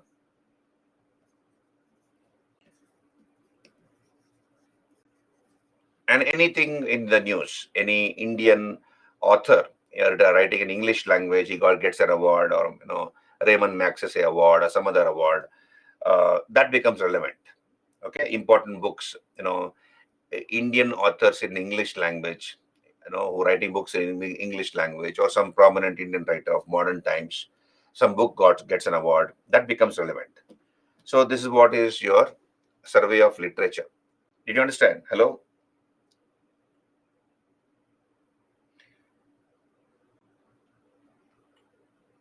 Pali and Ardhamagadi. Pali, I know that. You have Pali as a subject taught in Bihar University. I think Pali was one of the subjects in your UPSC mains earlier. I don't think Pali literature is there anymore, isn't it? In your mains, do you have Pali language as a subject to be offered? Because during my time, one of my colleagues, acquaintance, I would say, he took Pali language and literature for the first time, a long time back, and he cracked the UPSC. Pali you cannot offer. Of course, you have to write in Hindi language. Hindi, you have to write Pali in Hindi. It was not that Pali had to be learned, from the basics. Do you have Pali even now? No, Pali has been removed. Pali was there when I was preparing long time back. Pali language and literature was there. Pali is not there anymore. And he was the first person to, take Pali along with management, and he got 27th rank or so. He became an IS officer. At that time, there was a lot of people wanting to join, take Pali and write the exam. Okay, so this is about literature. Did you understand? This is a survey of Indian literature. This is what you study. Factual, it's basically factual. Let us run through it. In whatever time we have, let us run through it. Then I can come to philosophy, Indian literature. Did you get a fair idea of what all we study in literature? It's basically factual. Please understand, it's factual in nature. What I have done is I have given you the best of information, whatever I could collect from few sources, I have given you here. When you read Nitin Singhania, when you read your textbooks, be alert for any information from this particular topic, literature. It becomes relevant. You want to go for a break now? Just hold on. We started the class a little late, Brajneet. Let me go. Let me at least make us beginning. Now it is what time? It's not at 7. I'll give you a break at 7. Hello?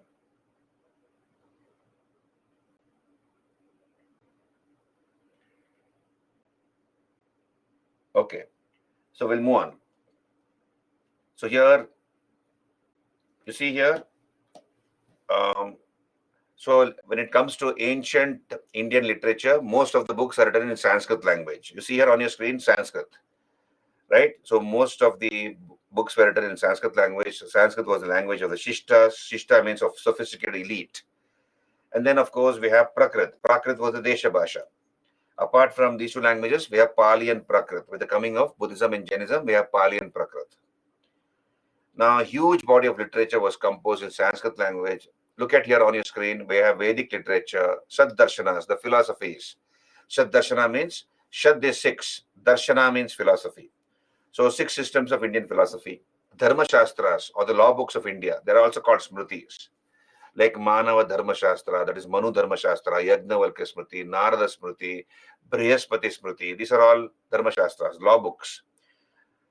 Then Jaswant, I should finish the syllabus by Friday, by Thursday, till 30th is my time. They're given me time till 30th, 10 hours, 10 classes for art and culture. I hopefully should finish on Thursday. That is another 3 more days. If not, I might take one day extra. Okay, that's what I would say. Right, we move on here. So Vedic literature, Shad Darshanas, Dharma Shastras, again in Sanskrit language, grammar books, Vyakarna, as it is called, Vyakarna in Sanskrit. Puranas, we'll discuss this. Then poems, that is kavyas. Then prose romances, champus. So what's a champu? I'll tell you later. Then natakas, dramas. Then didactic literature. Again, what is didactic? I'll tell you later. Lexicography. Lexicography is a collection of dictionaries. Scientific literature. So you have a huge body of literature which was composed in Sanskrit language. So apart from Sanskrit, we have Pali and Prakrit. Then we have Dravidian languages, that is Tamil, Kannada, Telugu, and Malayalam. In medieval times, we have Persian and Arabic language. Okay, Persian and Arabic language.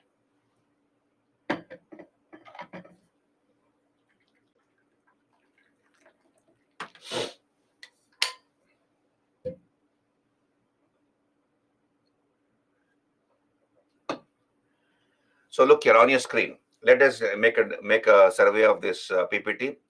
Vedic literature. So we are discussing about Sanskrit language and literature in ancient times.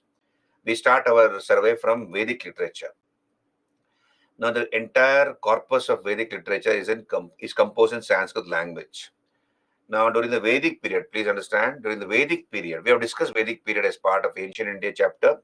During the Vedic period, who composed the Vedas? All of you know this. Who composed the Vedas? The Aryans, isn't it? Supposedly the Aryans. Aryans are the ones who composed the Vedas. Composed the Vedas. Now, please understand, during those days, that is during the Vedic period, Aryans had no knowledge of writing. So they had no knowledge of writing. The Vedas were composed during the Vedic period, obviously. That's why it's called Vedic period. But then it was composed orally. It was composed orally. Vedas were composed orally and transmitted orally by word of mouth. And transmitted by word of mouth. And they had a very brilliant way of remembering things called Sutra style. Understand this? The Vedic Aryans had a very brilliant way of memorizing called Sutra style. What is Sutra style? Sutra style is supposedly condensed prose style intended for memorization. Condensed prose style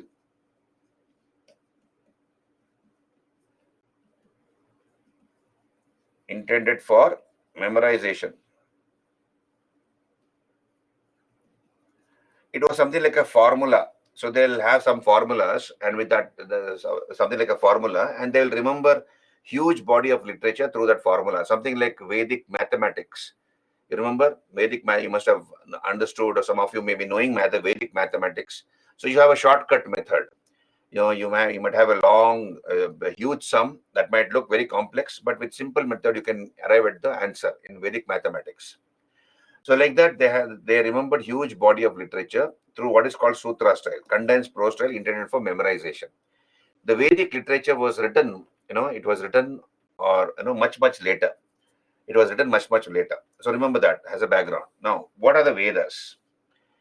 The Vedas, the word Veda is derived from the Sanskrit word vid, meaning to know or knowledge par excellence. It is considered to be knowledge par excellence. Now look here. Vedas are supposedly divinely revealed knowledge. Understand this. Vedas, the word Veda is from the word vid, that is knowledge par excellence. But then Vedas are divided into Shruti. Vedas are divided into Shruti and Smriti. Mind the spelling here, please. Shruti. What is Shruti? Shruti means divinely revealed knowledge. Divinely revealed knowledge. That is called Shruti. And what is Smriti? This is written by humans. Smriti is written by humans. So that means Shruti is what? Shruti is the gods are supposed to have revealed the knowledge of the Vedas. Shruti, what are the books which come under the category of Shruti? Under the category of Shruti, we have the Vedas. Vedas. The four Vedas, Rig Veda, then Yajurveda, Samaveda, and Atharva Veda. So Vedas, Samhitas, Brahmanas, a class of books called Brahmanas, Aranyakas.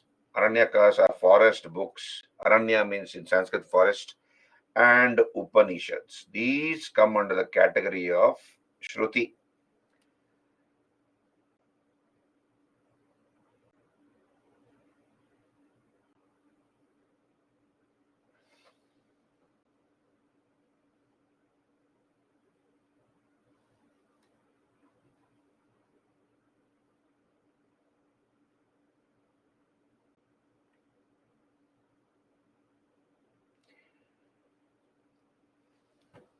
Okay, just hold on. Let me try to figure out what your question is. Let me explain that. Hari, I'll come back to your question. Just hold on. So here we have Shruti. Shruti means divinely revealed knowledge. The four Vedas, Samhitas, Brahmanas, Aranyakas, Upanishads are supposed to come under the category of Shruti. So the gods, through the medium of sound, how did the gods reveal the knowledge of these books to the sages? So when the sages were meditating through the medium of sound, the sages heard the noise, heard the sound, they heard the knowledge of the Vedas being revealed by the gods. And whatever they heard, the sages recorded that in their brilliant memory. And then they dispersed that knowledge, they spread that knowledge among their students orally. So that is called Shruti, divinely revealed knowledge. Divinely revealed knowledge by whom? By the gods. Did you understand? By the gods. Then what is Smriti then? What is Smriti? Smriti is that part of the Vedic literature which is written by humans. And of course, when I say humans, these are special humans. For example, we have the Ramayana. Who composed the Ramayana? It was Valmiki. Valmiki composed the Ramayana. Similarly, Mahabharata. Who composed the Mahabharata? Veda Vyasa. So these are all human compositions. That comes under the category of Smriti. Did you understand? These are all books, Gayatri, Brahmanas, Aranyakas, Upanishads, they're all books. Right, now we'll come back here. So let us make a survey of Shruti. What are the various books which come under the category of Shruti and then Smriti? So here you can see here, Vedas are divided into two categories, Shruti and Smriti. Shruti is based on hearing and Smriti is based on memory. Shruti, divinely revealed knowledge. So what are the divinely revealed knowledge? Four Vedas, Samhitas, that is collection of hymns sung in praise of various gods, that is Samhita, Brahmana textbooks, Aranyakas and Upanishads. They come under the category of Shruti. Then we have Smriti. What is Smriti? Composed by human beings like Vedangas, Upavedas, the Puranas, epics like Ramayana, Mahabharata. Then Dharma Shastras, that is the law books, and Niti Shastras. This comes under the category of Smriti. So, for example, we have the Rig Veda. Rig Veda, this is supposed to be the first text on world literature. First text in world literature, the first text on Indo-European languages. These are prayers addressed to different gods. The Rig Veda. There are totally 1028 poems. Books 2 to, so totally there are 10 mandalas or books in the Rig Veda. Books 2 to 7 are considered to be the oldest books. And 1, 8, 9, 10. 1, 8, 9 and 10 are supposed to be later editions. Right? So book 2 to 7 are called family books. Then 1, 8, 9, 10 are later editions. Then we have some important parts of the Rig Veda. For example, we have the Gayatri Mantra, composed by sage Vishwamitra. So this is in address to the solar goddess Savitri. And this is found in Mandala 3 of the Rig Veda. Mandala 3 or book 3 of the Rig Veda. Mandala means book. So book 3 of the Rig Veda, we have the Gayatri Mantra, which is part of the Rig Veda, composed by sage Vishwamitra.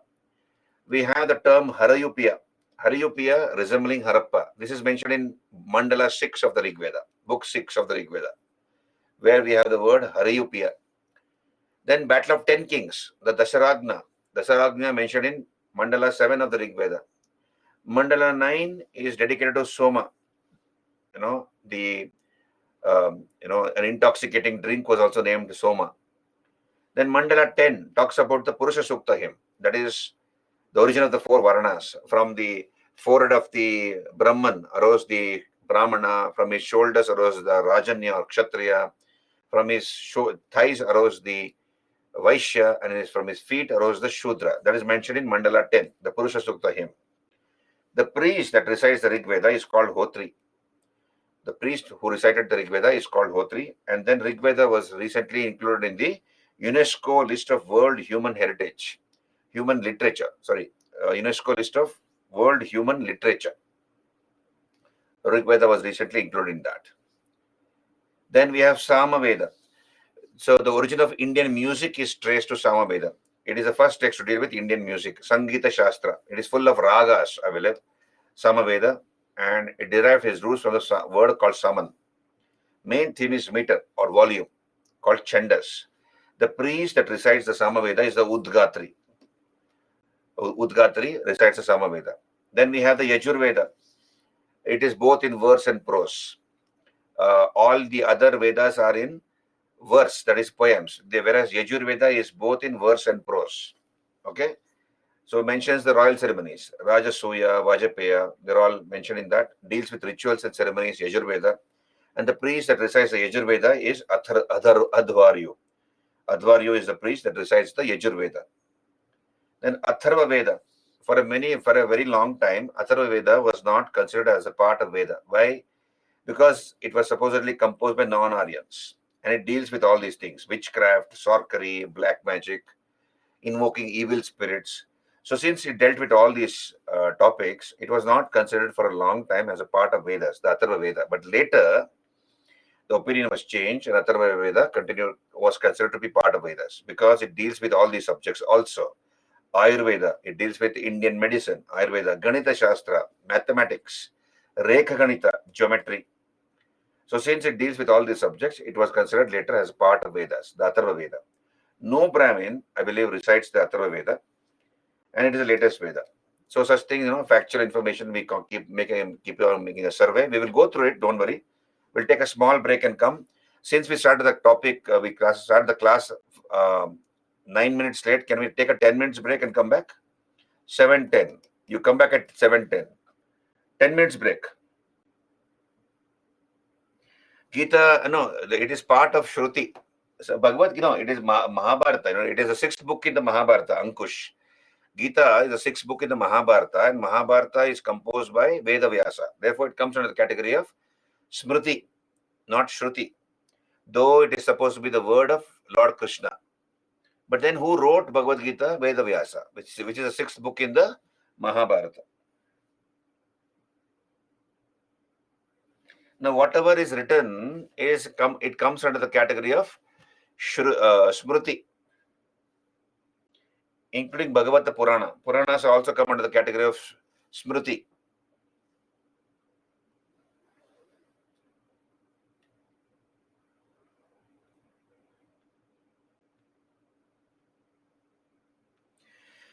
Hari is asking, sir, in the Telugu, okay, Vatsayana's Kama Sutra book was introduced to propagate the Sanskrit language. Who told you this?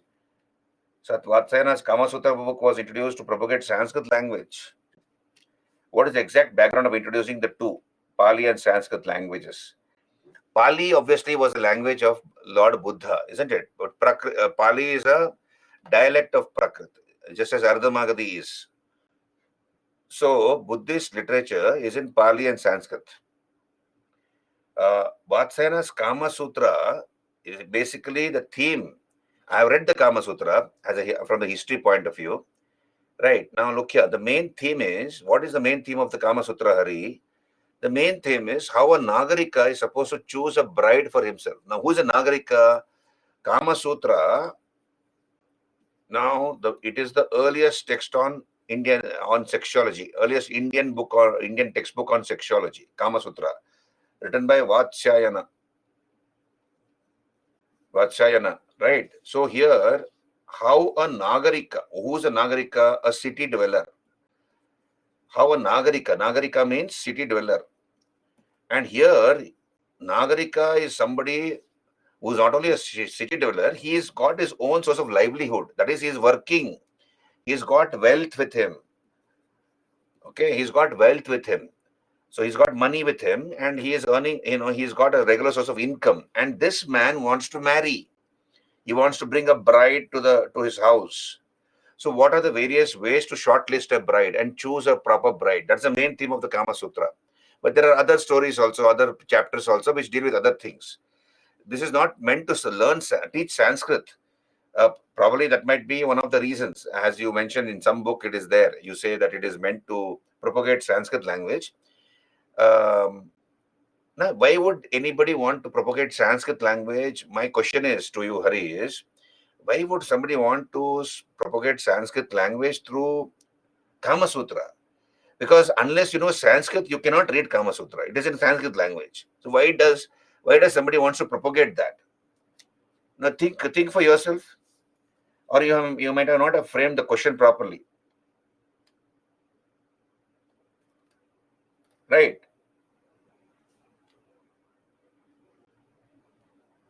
So we'll come back here. You go for a break and come back. We'll continue the class after at 7:10. It's also my break apart from yours.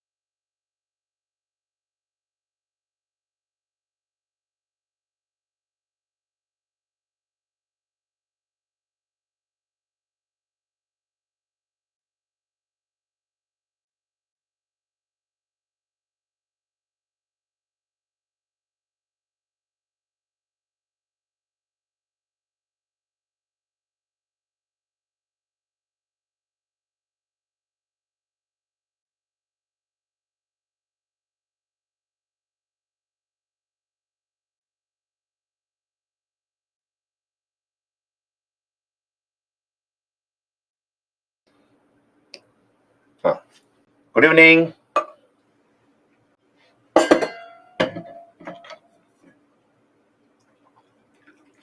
Good evening, everyone.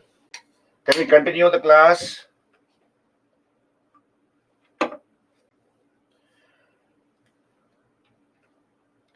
So, hello, all of you. Are you back? Yeah, I have asked about the problem. I need to make an announcement. I believe today they have rectified the issue of the technical issue, whatever was the problem. You were not able to get the annotated lectures as well as recordings. That has been solved today, I believe. And from today onwards, they're going to share that, and then whatever chapters, whatever lessons you wanted has a backlog. That list has been given to the technical team. They'll retrieve it and they'll give it to you in 1 or 2 days. Yeah. So that has been solved. And after today's class, you should get today's lecture annotated version also, and then the previous list, whatever list you wanted, that will be given to you shortly. Right? Yeah. Whatever you want. The backlog, whatever you missed getting, that will be given. They have to send a team, list to the technical team, and they will provide that with you. I think so. It should be on the portal itself, but that will be provided. Don't worry. So can we move on now? So Atharva Veda, so Rig Veda, Samaveda, Yajurveda, Atharva Veda. Then we have Brahmanas. This also comes under the category of Shruti. Yeah, you whatever lectures you want, can you just mail me? I can forward it to the concerned people so that they'll know what all the students want. Just mail me, and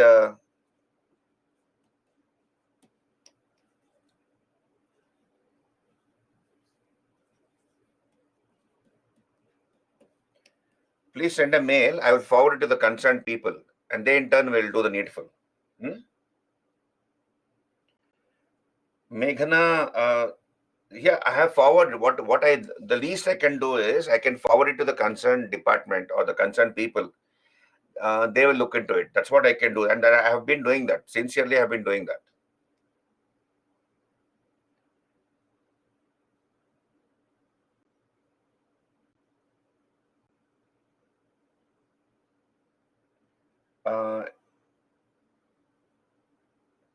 Yeah, Ankush, they'll look into it. They will whatever you want, just mail me. I'll forward it to the concerned people. Also, my mail Target IAS. I think Target IAS at the rate of byju's.com. Isn't it? Target IAS also. You keep Target IAS in, you keep me in CC. You mail Target IAS and keep me in CC. And I in turn will also forward it to the concerned people. Right? Please do that. Can we move on now?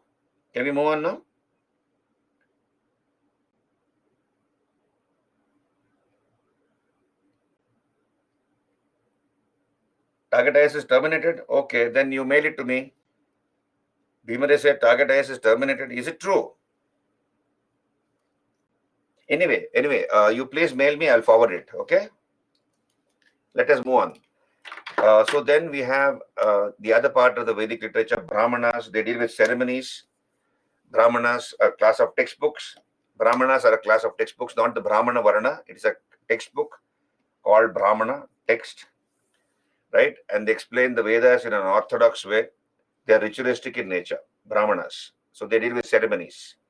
Then Aranyakas. What are Aranyakas? They are forest books. So the sages revealed some part of the Vedic literature in the forest because of their magical powers. So these shlokas, this information had a lot of magical powers. Therefore, the knowledge was revealed in the forest. Therefore, these books, the knowledge of which were revealed in the forest, are called forest texts or Aranyakas. So they are the concluding part of the Brahmanas. Then Upanishads. They are also known as Vedanta. They are 108 Upanishads. They are in the form of dialogues. Please understand. Upanishads are in the form of dialogues. What is the literal meaning of Upanishad? Knowledge gained by sitting close to the teacher. Knowledge gained by sitting close to the teacher. That is the meaning of Upanishad. That literally translates to knowledge gained by sitting close to the teacher. They are in the form of dialogues, these Upanishads, and they deal with abstract thinking. They deal with metaphysics, that is from known to unknown, from known to unknown. Like, for example, what is the nature of God? What happens after you die? Such questions are dealt with by Upanishads, and they are the answers for that. So there is a form of dialogues. They are anti-ritualistic, I believe, the Upanishads. So they advocate Gnana Marga. Gnana Marga to attain moksha, that is to say, attain salvation. Gnana Marga. So what are the important Upanishads? For example, we have the Katha Upanishad. Katha Upanishad deals with the dialogue of a student called Nachiketa with the god of death, Yama. So understand this, Katha Upanishad. There was a student called Nachiketa. And Nachiketa, this boy, young boy, asked his father what happens after a person dies. His father was not able to give him a convincing answer, but what his father did is he sent him to Yamalok. He sent him to Yama. He told him, you go to Yamalok, and then you ask the same question to Yama, and he'll give you all the answers. So Nachiketa went to Yamalok. Um, Yama was not there in his seat, I believe. He had gone on his buffalo. The vehicle of Yama is buffalo. So on his buffalo, he has gone somewhere, and Nachiketa waited for Yama for a few days. And after a few days, Yama returned back to his abode. And he was surprised and also very happy to know that Nachiketa had been waiting to meet him, because nobody waits to meet Yama, the god of death. And then Nachiketa asked Yama the same question, what happens when a person dies? And Yama gave a long discourse, long information about that. So that is found in the Katha Upanishad. Then we have the famous dialogue of the famous quotation of quote of Swami Vivekananda: "Arise, awake, and stop not till the goal is reached." So that famous quote is from this Upanishad, from the Katha Upanishad. Then Jabala Upanishad talks about the Varnashrama Dharma. What is Varnashrama Dharma? What is Varnashrama Dharma? Hello? What is Varnashrama Dharma?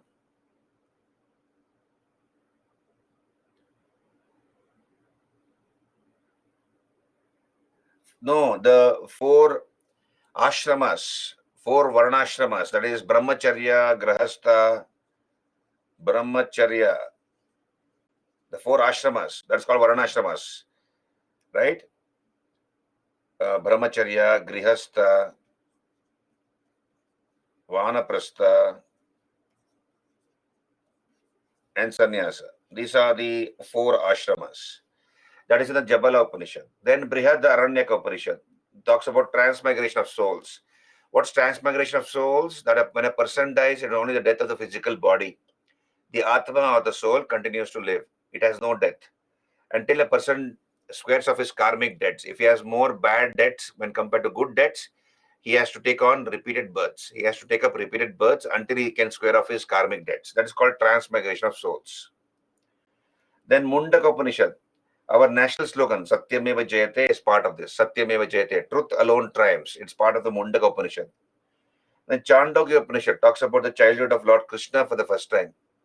All about his, childhood pranks, he stealing butter and all that. Then Keno Upanishad talks about Uma or Parvati. Then Shvetashvatara Upanishad talks about Shiva. The definition of Shiva is found for the first time in the Shvetashvatara Upanishad. Right? So basically, please understand, the Upanishads were the ones who criticized the cult of rituals and sacrifices. So Vedic religion, in the later Vedic period, remember, we have done this, the religion became very costly, complex, unintelligible. And even before Buddha and Mahavira came onto the scene, you have criticism against the corruptions which are crept into the Vedic religion done by the Upanishadic teachers. The Upanishadic teachers were the earliest critics of the corruptions of the Vedic religion, right? And so that's what it is. So this is Upanishads. Then we come to six Vedangas. So what are the six Vedangas? We have Shiksha, phonetics. Phonetics is how to pronounce. Nirukta, etymology, that is meaning of the root of words. Etymology is root of words. Chandas, meter, that is how to recite. Vyakarana, grammar. Kalpa, ritual. Jyotish, astronomy. So these are the six Vedangas. And among the six Vedangas, the most important is the Kalpa. Kalpa Shastra or Kalpa Sutra is the most important. Why?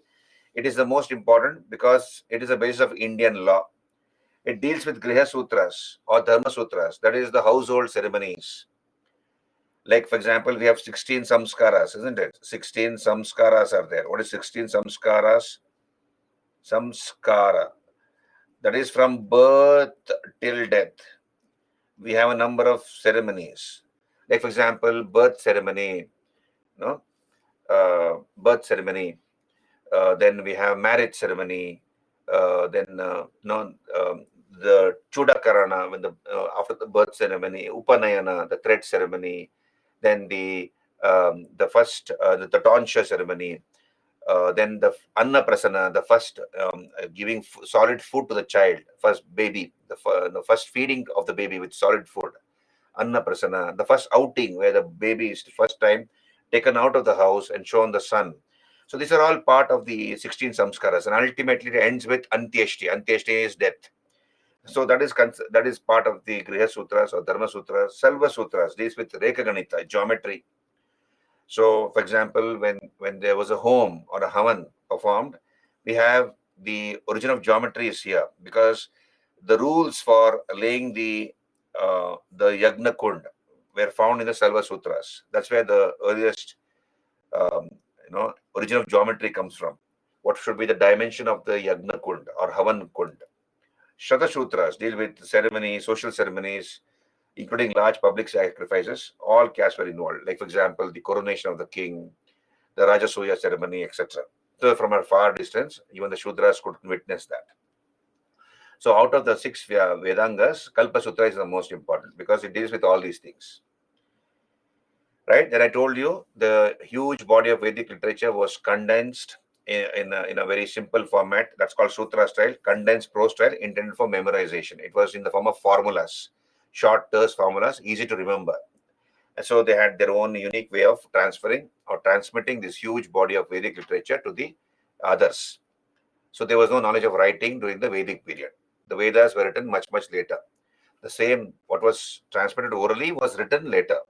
So that doesn't mean that it was written, it was composed by, it is comes under the category of Smriti. It is very much part of Shruti literature. Then Upavedas.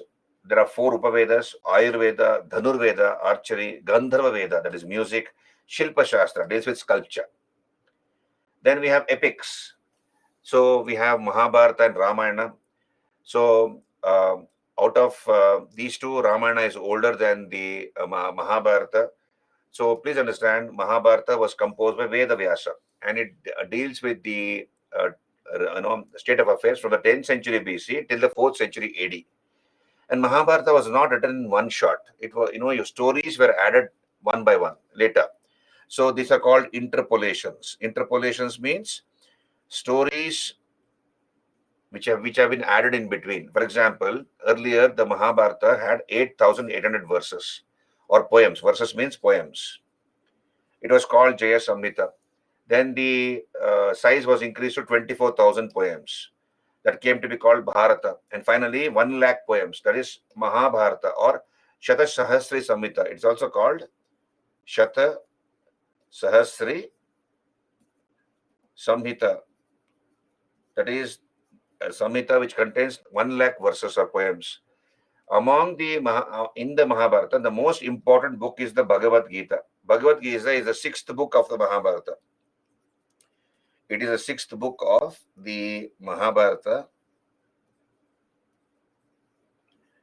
And you can see here in this picture, you have Krishna who is giving the teaching to Arjuna, Bhagavad Gita, saying that you do your duty. You don't worry about the result. You just do your duty, right? So that's the main gist of the Bhagavad Gita. Do your duty without being attached to the fruits or the results. Then we have Ramayana. Again, Ramayana was not written in one shot by Valmiki. You have stories added. For example, there are 6,000 verses initially, then it increased to 12,000, and finally to 24,000. And Ramayana is older than Mahabharata. So it deals with the state of affairs from the 5th century BC to the 12th century AD. Right, Mahabharata. So you can see here, Government of India has released a number of stamps where you have the entire story of the Mahabharata in the form of stamps, government stamps of various denominations, 5 rupees, 15 rupees, etc. Right, so I found it very interesting. I put it here. The entire story is there in the form of stamps. Right. So I believe there are nearly 300 Ramayanas. Original Ramayana is, of course, Valmiki Ramayana. Somebody asked me about difference between what in the break, Bhagavata Purana and Bhagavad Gita. Srimad Bhagavatam. Srimad Bhagavatam, is it Jaswant? I think Jaswant. Srimad Bhagavatam is also called Bhagavata Purana. Basically, it talks about the life of Vishnu. The story is connected with Vishnu. Whereas Bhagavad Gita is the discourse given by Krishna to Arjuna on the field of Kurukshetra. Right?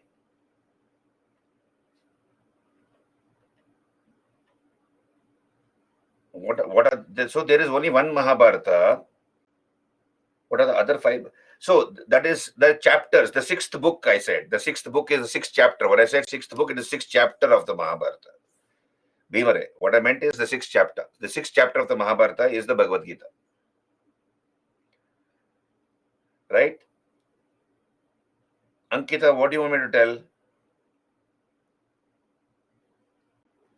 Right. Then we come to, see, out of there are about 300 Ramayanas.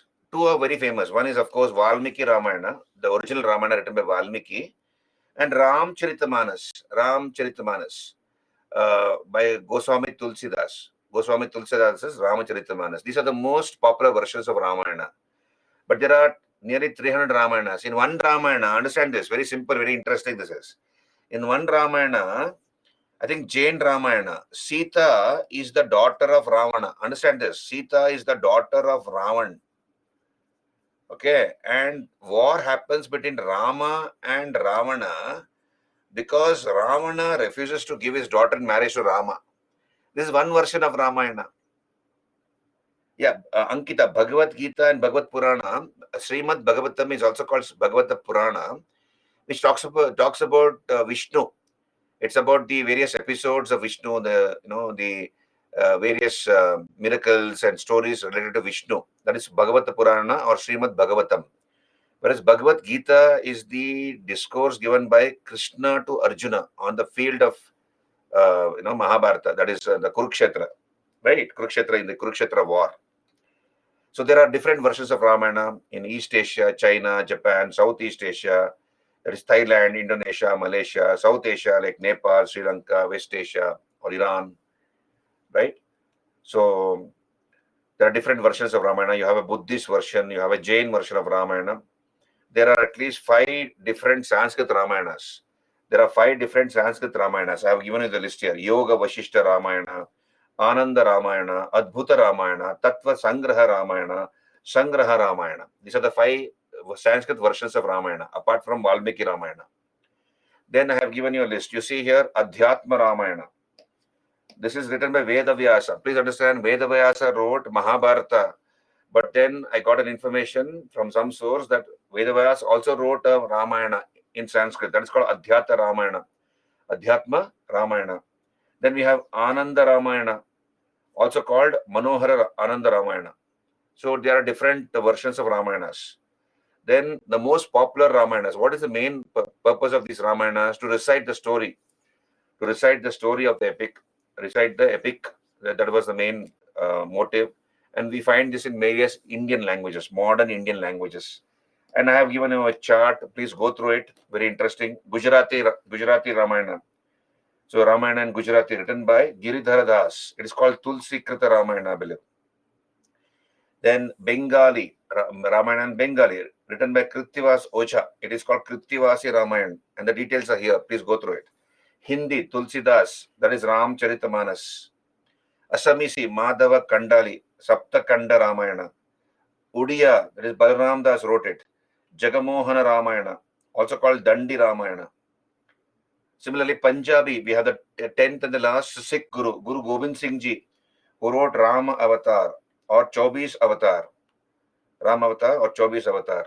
This is the Punjabi version of Ramayana. So different languages, we have different Ramayana. Tamil, it is called Kamban Ramayana, Rama Avataram.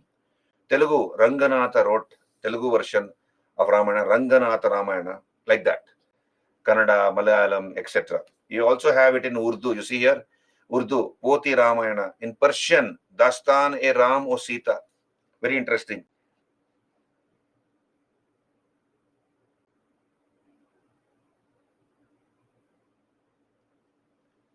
It could be Hari. It could be if the book is saying whatever book you're studying, Hari. What if it is saying that it might be one of the reasons. But I gave you the main gist of Vatsyayana's Kama Sutra is that. Right? It could be Hari. I'm not saying it is not. It could be.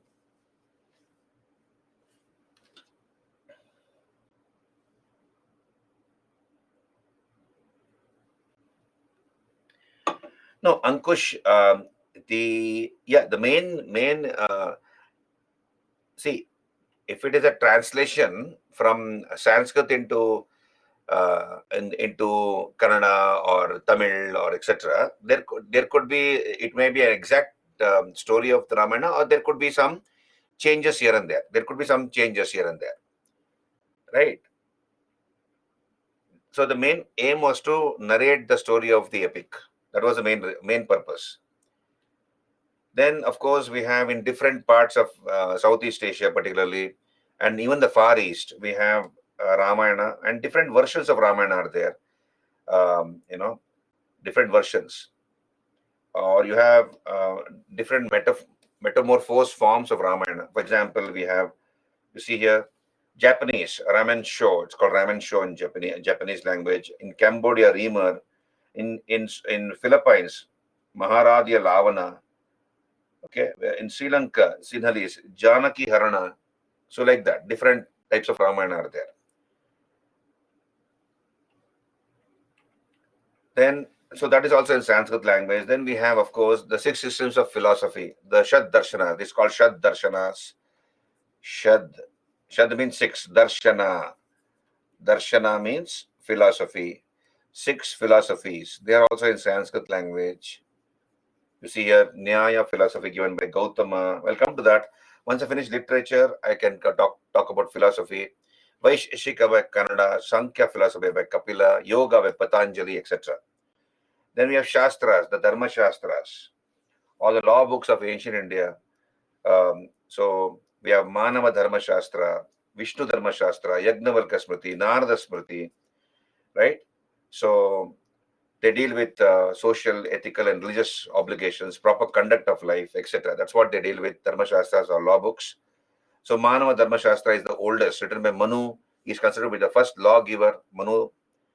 And who is called the modern Manu? Who's called modern Manu?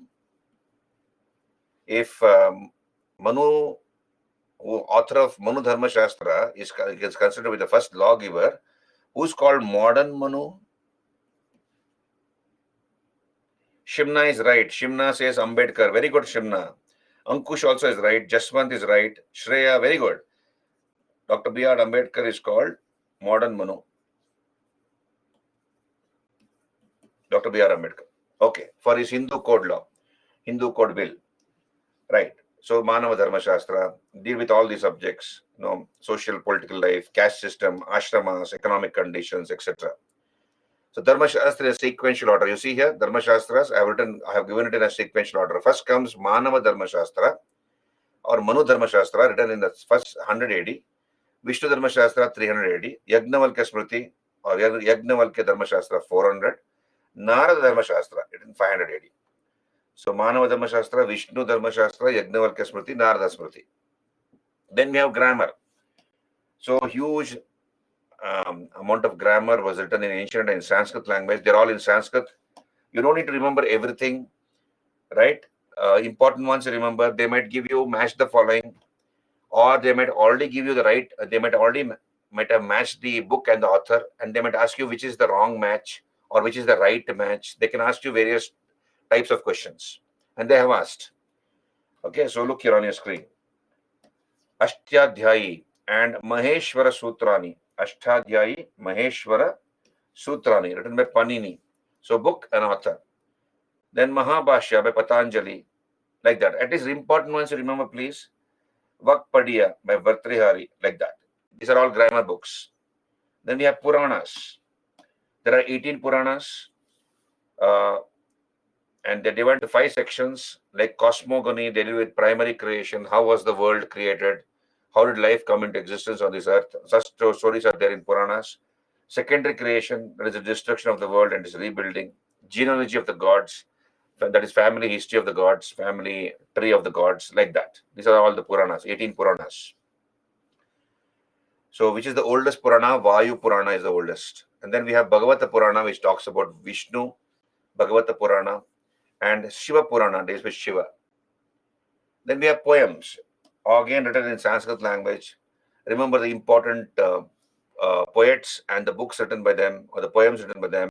Ashwagosha, you remember Ashwagosha, vice president or vice chairman of the fourth Buddhist council, Ashwagosha. These are the books written by him, poems. Buddha Charita, Saundarananda, Shariputra Prakarana. These are all poems. Ashwagosha writes. Kalidasa, remember the poems written by Kalidasa. Raghuvansha, Ritu Samhara, Meghaduta, Kumara Sambhava, Bharavi, Kirata Arjunia. The story I've told you, I think I remember. Bharavi is Kirata Arjunia.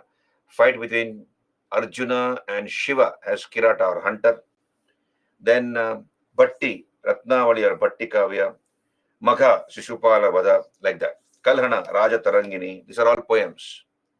Then Vikramanka Devacharita, and Chaura Panchashika, written by Bilhana, who was in the court of the Kalyana Chalukya king, Vikramaditya VI. Gita Govinda by Jayadeva. These are all poems, kavyas. Then Shatakas, again in Sanskrit language. What is a Shataka? Single miniature stanzas. Single miniature stanzas are called Shatakas. Bhartrihari Shataka, Amaru Shataka are examples. Then prose romances. Like, for example, Dandin. Dandin wrote Dasakumara Charita and Kavya Darsha, Shudraka's Mritchakatika, The Little Clay Cut, Subandhu Vasavadatta, Bana Harshacharita, the biography of Harshavardhana, and Kadambari, like that. Right? Did you get me? Prose romances. Then Champus. What are Champus? Champus are verses interspersed with prose. That is poems interspersed with prose. So poems and prose, alternately, poems and prose. That's called Champus. Shataka, single miniature stanzas. Examples of Champus: Nala Champu, Madalasa Champu by Trivikrama, Yasatilaka Champu, Yasatilaka Champu by Somadeva, like that. Then dramas, Natakas, Ashwagosha, Shauriputra Prakarana, Bhasa, Swapna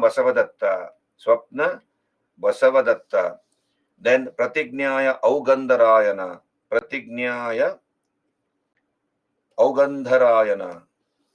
Mritchakatika by Shudraka, Shakuntala, Vikramorvashi, Malavika Agnimitra by Kalidasa.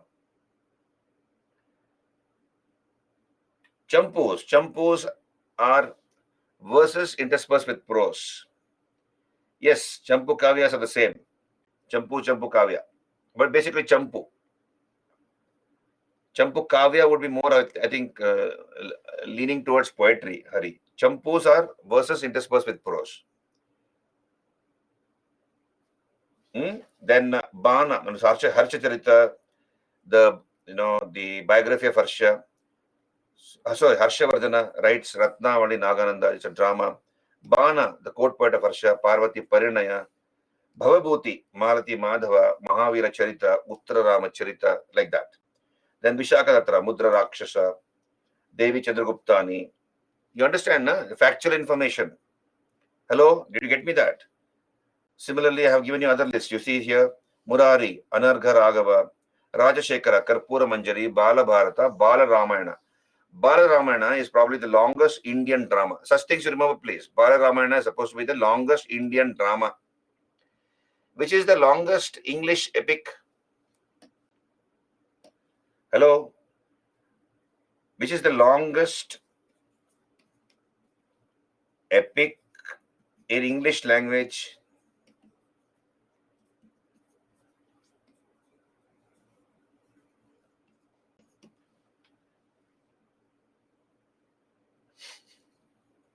Beowulf, no, Ankush. I'll give you a hint. What's the longest epic is in English language? Sakshi, you're saying Ramayana. No. No.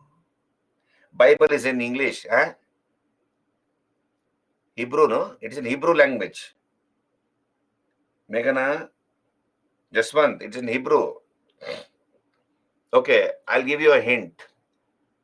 He was a revolutionary, he was a principal, he was a teacher and a principal, and later became a revolutionary.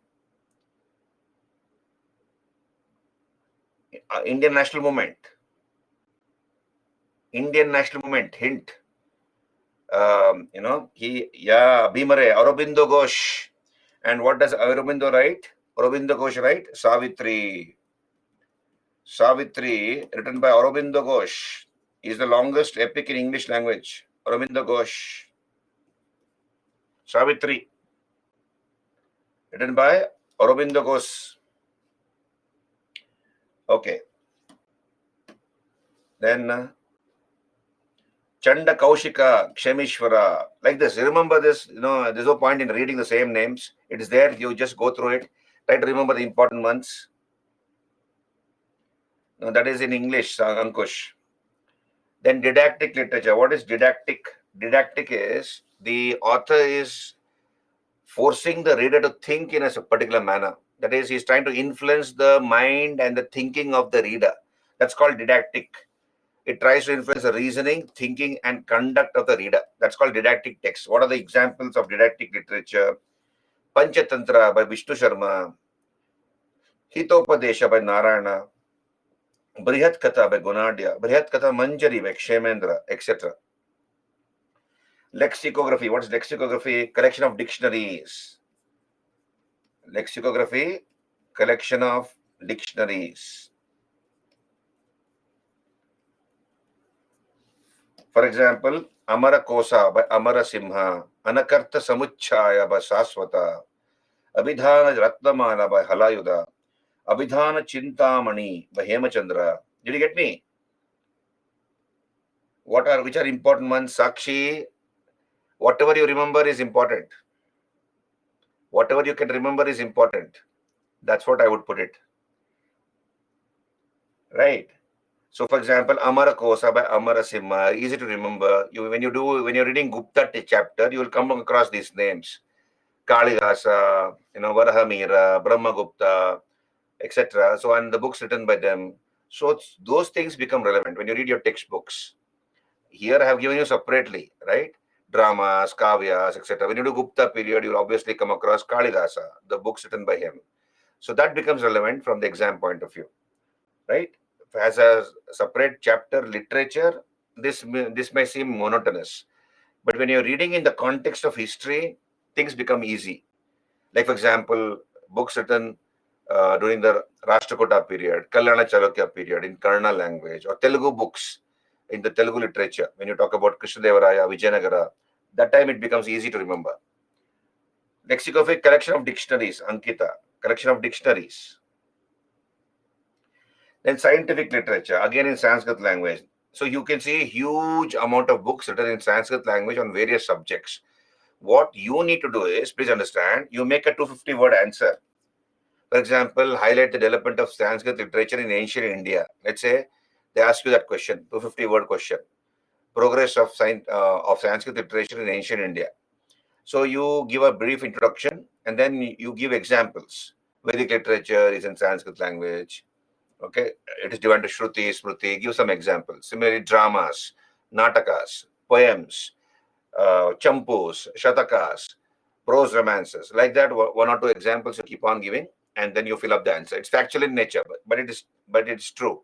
Though it is relevant from the prelims point of view, from mains point of view, already make a 250-word answer and keep it. That way, it becomes easy for you to, just remember and write. Otherwise, if you have to remember each and everything, it becomes difficult. You only make a 250-word answer, development of Sanskrit literature in ancient India, and keep it ready with you and mug it up. Because this is factual in nature, nothing to think and write. It's only what you have remembered, you can write that. You understand? I'm not very sure, Bhimare. Nigantu means lexicography. I'm not sure about that. Then scientific literature, you see various books on science, mathematics, astronomy, astrology, etc., written by these scholars. Aryabhatta, he writes Aryabhatya and Surya Siddhanta. Then Varahamihira, Pancha Siddhantika, Brihat Samhita, Brahmagupta, Brahmasfutika Siddhanta, Bhaskaracharya, Siddhanta Shiromani, Charaka, physician, he writes Charaka Samhita. Shushruta was a surgeon, Shushruta Samhita. Vagbhata, Ashtanga Hridaya.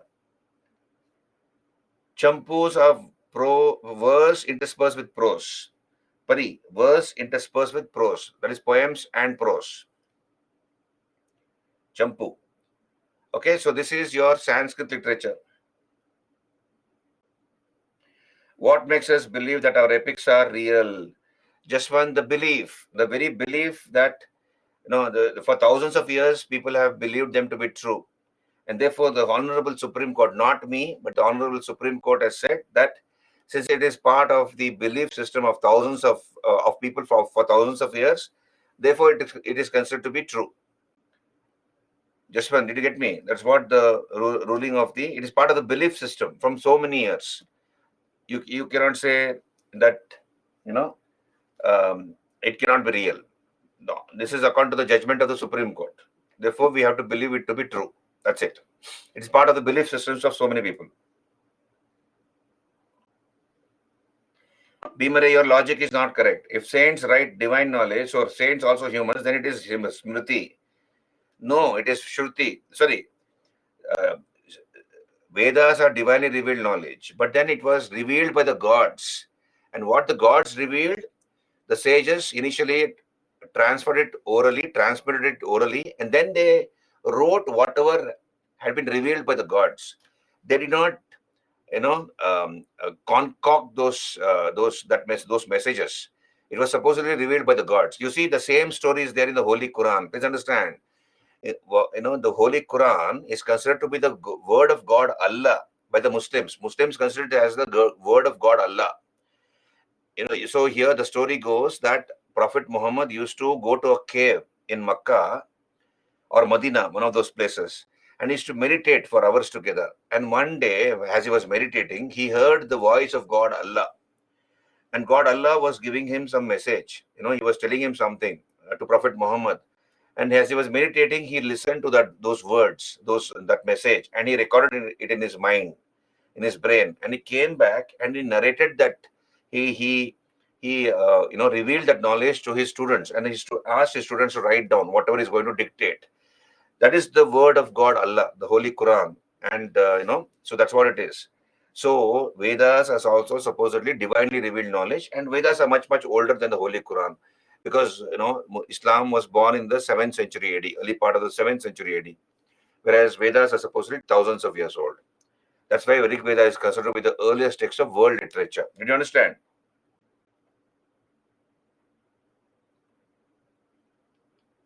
Okay, fine. We'll come back here. Then we come to Pali literature. Pali literature. So you see, Buddha spoke in Pali language. He gave his discourses, teachings in Pali language.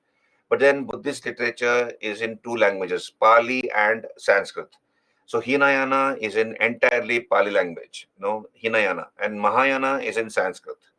So Buddhist literature is in two languages. So we'll make a survey of Pali literature here.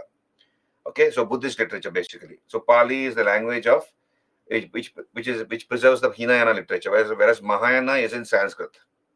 So Pali, when you talk about Pali, we have canonical and non-canonical. What is canonical? Most sacred. Canonical means most sacred, and non-canonical is not sacred. So what is the category of canonical literature? What comes under canonical literature? We have the three Pitakas: Sutta Pitaka, Vinaya Pitaka, Abhidhamma Pitaka. Remember, Sutta Pitaka was recited by Ananda. Upali recited the Vinaya Pitaka in the first council. Abhidhamma Pitaka was recited in the third council. So this is canonical literature. So what are the contents of each of these Pitaka? Sutta Pitaka. What is the meaning of Sutta Pitaka? These are discourses of the Buddha. It is divided to 5 minor parts, or 5 kind of minor connections, 5 Nikayas. For example, Digha Nikaya. Digha means long. They contain long speeches of the Buddha. It contains a Chatvari Arya Satyani, that is 4 noble truths. It contains the 4 noble truths. Remember, we have done all these things. 4 noble truths. The world is full of misery. The cause of misery is Desires can be conquered, and the way to do it is by following the Eightfold Path. It contains the Ashtanga Marga Sutta, that is the Eightfold Path. Then it contains the Mahaparinirvana Sutta, that is the last sermon of the Buddha.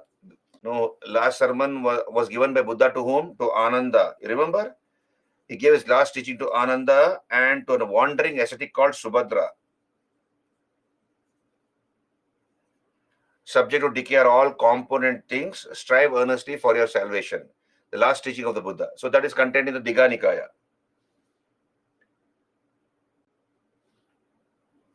Then Majjhima Nikaya, medium length sermons, deals with Buddha's relations with other sects, I believe, like Jainism and Ajivikas.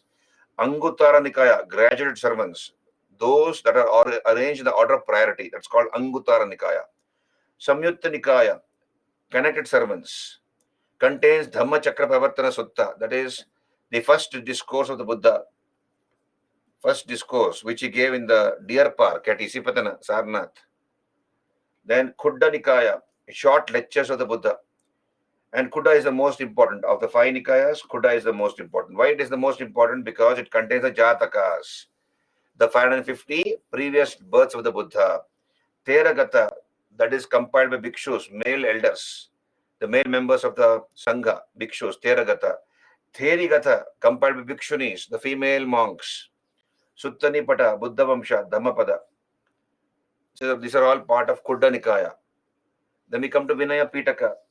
These are rules for the management of the Sangha, Vinaya Pitaka, recited by Upali. Conduct of daily life of monks and nuns. How the monks and nuns are supposed to conduct themselves on a daily basis. Vinaya Pitaka has three parts: Patimokha, Sutta Vibhanga, Khandaka. Then we have Abhidhamma Pitaka. It contains a Kathavattu written by Moggaliputta Tissa. Remember, the non-Theravadins were refuted. The views of the non-Theravadins were rejected or refuted, and that is called Kathavattu, written by Moggaliputta Tissa. It contains commentaries on the five Nikayas, right? So this is Abhidhamma Pitaka. Then we have non-canonical literature, not so sacred. Among them, you have Vininda Panha, the dialogue between King Milinda, the Indo-Greek king, and Buddhist philosopher Nagasena. Divyavadana, Mahavastu. Then we have Sri Lankan non-canonical Pali books. That is the Ceylonese chronicles like Dvipavamsha, Island Chronicle, Mahamamsha, the Great Chronicle, Kulavamsha, Lesser Chronicle, Vamsatapakasini. So these are all Sri Lankan, these are called Ceylonese chronicles. Then we have Sanskrit Mahayana literature. Mahayana literature in Sanskrit language, Mahayana literature. Examples, what are the books in Sanskrit written by the Buddhists? Sadharma Pundarika, Lalita Vistara, the biography of the Buddha, Karanda Vyuha, Sukhavati Vyuha, Suranganam, a dialogue between Buddha and Ananda. Then what are the other books you can mention? Asanga wrote Sutra Lankara, Vasubandhu wrote Abhidharma Kosha, Acharya Nagarjuna wrote Madhyamika Kalika, Pragna Paramita, Sruhullekha. So this is Sanskrit literature. Most of the most important books in Sanskrit as part of Mahayana literature.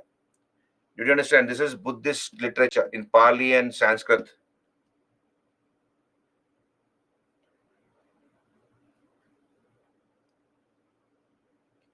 Jaswant, I have already discussed this. Shruti, Smruti. Shruti is divinely revealed knowledge. Smruti is written by sages. Right? Obviously, they would be special persons with a lot of spiritual, attainments. So for them to write epics like Ramayana, Mahabharata is not easy. They must be having a great imagination and inspiration for them to write and imagine like that and write.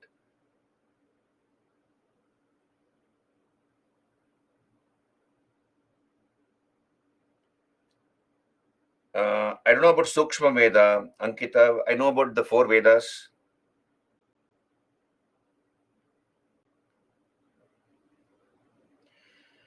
Hindu is the oldest sect. Why we follow the English calendar? That is a Gregorian calendar made by Pope Gregory. The whole world is following that. Gregory, made by Pope Gregory. That's why we follow that. Okay, we'll come back here. Then we have Prakrit literature.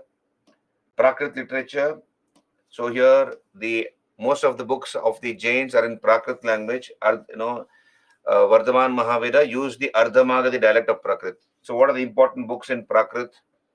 For example, Pravarasena wrote Setu Bandha, Vakpati wrote Gauda Bahu, Hala wrote Gata Saptasati. No, Hala was a Shatavahana king, 17th of the Shatavahanas, who wrote Gata Saptasati. Rajashekara wrote Karpura Manjari, etc. Like that. Then we come to Dravidian literature. And among Dravidian literature, the most important is, of course, Tamil. First comes Tamil, that is Sangam literature. And we have discussed this. What is Sangam age? Earliest Tamil literature is termed as Sangam literature. So Sangam was a parliament or a academy, isn't it? Sangam was a parliament of letters, or an academy. It was a parliament of letters or an academy of scholars, poets, etc., which met at Madurai. They met at Madurai, the capital of the Pandyas. And the body of literature which was culled out is called Sangam literature. So it was all the literature, dispersed literature was collected, organized, and that body of literature is called Sangam literature. Sangam literature, please understand, is divided into two sections. We have, Agam and Puram. Sangam literature is divided into two sections. Sangam literature is divided into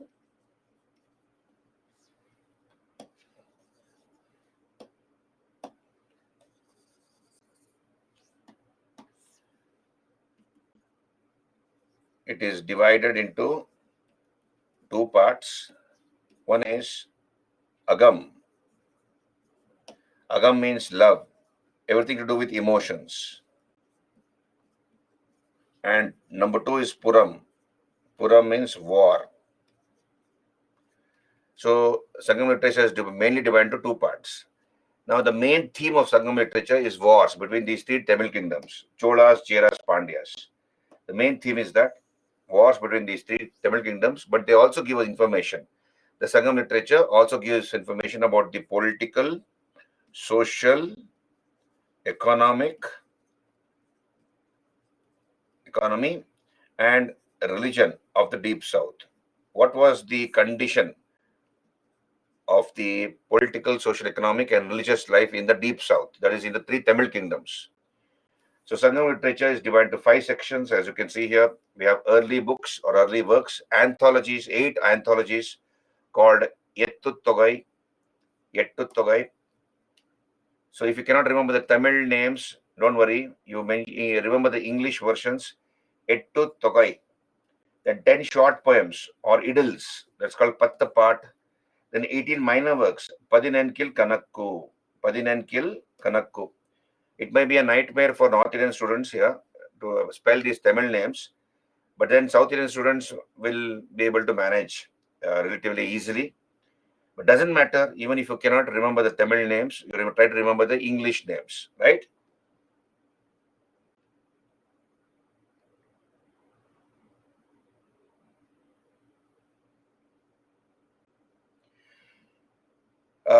Ankush is asking, sir, have you read all the Vedas? No, I have not read any Vedas. I have not found any time to read any Vedas. Neither was any interest there. But then I heard there is written that worshipping a statue is not wanted in Hinduism also. So why Vedic age people followed worshipping statues? I never said they used to worship statues, Ankush. I told you, see, understand this. The Vedic religion or the Brahminical religion later became the Hindu religion. And Hinduism is a way of life. Because we don't have a particular text or a particular god or a particular mode of worship or a particular day to worship, a special day in a week, that is not there in Hinduism. And then you can worship both. You have both, what you call a god with form, that is called Saguna, and a Nirguna, God without form, right? So you can use and in Hinduism, or you either worship a statue if you want to, or you feel that God is within you. You don't need to have any form for you to focus on, and then you can worship God even without any form. That is part of Hinduism. right? It's part of the Brahminical religion. So God has formless and God with form. But then for a new initiate, somebody who is newly into spirituality or worship, he requires a form to focus on. That's why these pundits, philosophers, they say that you should have a form initially to focus upon, and once you're able to concentrate, focus upon the deity of that form, you don't require a form at all. You can see God everywhere, right? Did you understand? I have read in holy book about Sukshma Veda. I have no idea about Sukshma Veda, Ankita. Don't ask me such Sukshma questions. Sukshma is delicate. I have no idea about Sukshma Veda. I'm going by the textbooks, whatever is there in the history textbooks, right? Okay. Did you understand, Ankita? Uh, which holy book? I don't know. I have not read any holy books, right? I have read a few holy books, but then this is only to get peace of mind. Now we'll come back here. So, Sangam literature, I have discussed this as part of post-Maurya period, but anyway, we'll quickly go through it. On your screen, you see these are the important books in Tamil language. Tolkappiyam by Tolkappiyar, Madurai Kanji by Mangudi Marudan, Murugaruppada by Nakkirar, etc. Palamoli by Mundare Arayar. Significance of each of these books. Tirukkural is considered to be the Bible of Sangam literature by Thiruvalluvar. I'll go a little fast because I've discussed this earlier as part of post-Maurya period. Then we have the 5 epics. I've told you the stories. Remember Shilapatikaram or the Jeweled Anklet by Illango Adigal. The hero is Kovalan. His wife was Kannagi. And the worship of Kannagi has the ideal wife is called Pattini cult. Okay, and Ilango Vadigal was the grandson of Karikala Chola. So, grandson of Karikala Chola was Ilango Vadigal, the author of Shilapatikaram. Mani Mekale by Sattanar. Again, I told you the story. Prince Uday Kumaran is behind. Mani Megalai, the daughter born to Kovalan and Madhavi, the dancer, isn't it? The Shivaga Sindhamani by Tirutakkadevar, Kuntala Kechi by Natukutanar, Valayapati by an unknown Tamil Pulavar, I believe. So these are the important epics in Tamil. Extra information is there here. Please go through it. I have discussed this in detail. Then we have the 12 Alvars. The Vaishnava saints are called Alvars, 12 of them. They composed the Nalaira Divya Prabandham. They composed poems in praise of Vishnu called Prabandhas. So that is again part of Tamil literature. We have the Shaiva Nayanars, 63 Shaiva Nayanars. They compose a Tirumurai, also called Dravida Veda. And these three are called the 3 gems of Tamil literature. Kamban, who wrote the Tamil Ramayana, Ottakuttal, and Pugalendi. So this is about Tamil literature. I'm sure you'll get more information in Nitin Singhania's book. Please go through Nitin Singhania's book also for literature and supplement that with my PPTs. Then, of course, Kannada literature, huge body of literature was composed in Kannada language during the Rashtrakuta period. So please refer to my Rashtrakuta chapter. I have given you a lot of information about literature in the Rashtrakuta chapter and also Kalyana Chalukya chapter. Kalyana Chalukya. And Vijayanagara chapter. Vijayanagara. In the sources I've given you. Remember, in the sources, indigenous literature, which gives information about Vijayanagara, we have a lot of books written in Kannada language. So, author book, like that, I have given you charts. Please refer to that, right? Earliest book supposedly called Vadda Aradhane by Shiva Kotacharya. We have Kaviraja Marga, the earliest existing book in Kannada written by the Rashtakota king Amoga Varsha. Then we have the 3 gems of Kannada literature, Pampa, Ponna, Ranna. So Pampa, Ponna were in the Rashtakota court, as you know, and Ponna, Ranna was in the Kalyana Chalukya court. Kalyana Chalukya court. These 3 are the gems of Kannada literature, right? Then, of course, we have Telugu literature. So please refer to the chapter Vijayanagara chapter. Please refer to this chapter. So I've given you important books in Telugu language, the Ashtadijgajas who wrote in Telugu, right? Supposedly in the court of Krishnadevaraya. So Nannaya, Nanaya, and Tikkanna and Erapragada or Iranna. These three are considered to be the Kavitraya, the Trimurtis, the triumvirate, as in English, triumvirate of Telugu literature. These three. Then Malayalam. So it is not too old. It's the youngest of the Dravidian languages. So you have a person called Tunjattu Irochattan. The classical epoch in this language commences with Tunjattu Irochattan in 17th century. So this is about ancient Indian literature. Hello, are you there with me? This is about ancient Indian literature. No. Alvars were the Vaishnava saints. Hari, Alvars were the Vaishnava saints. They were nothing to do with Vijayanagara. They were not feudatories. Alvars are the Vaishnava saints. I have done this. Please refer to post-Maurya period chapter.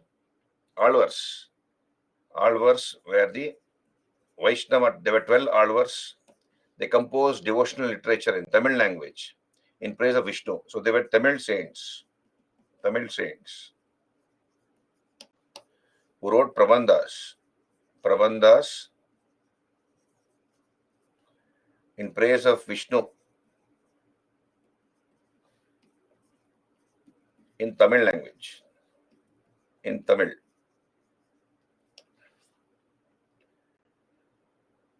So I told you already, this is a factual topic. Therefore, you have a lot of things to remember, but then again, keep revising, at least important ones. When you read your textbooks, when you read your textbooks in the context, you will have some author and some books, some scholar patronized by a particular king. Those things become important. Okay, then we come to Persian literature. In medieval times, as I've told you initially, we have Persian literature which was promoted, not Arabic. We have Persian language and literature which became very, very popular, both under the Delhi Sultans, as well as in the Deccan, under the Deccan Sultans, as well as the Mughals.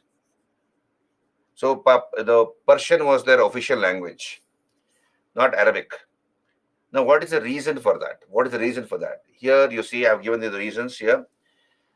Central Asia was very volatile. Lot of inter-tribal conflicts, Mongol attacks used to take place. Therefore, it was not conducive to do studies, intellectual pursuits. And therefore, many scholars came away from Central Asia, Bukhara, Khorasan, Khwarizmi, etc. to Delhi. And many of the Delhi sultans patronized these scholars. You see, many scholars came away from these areas, from Transoxiana, Bukhara, Khorasan, etc.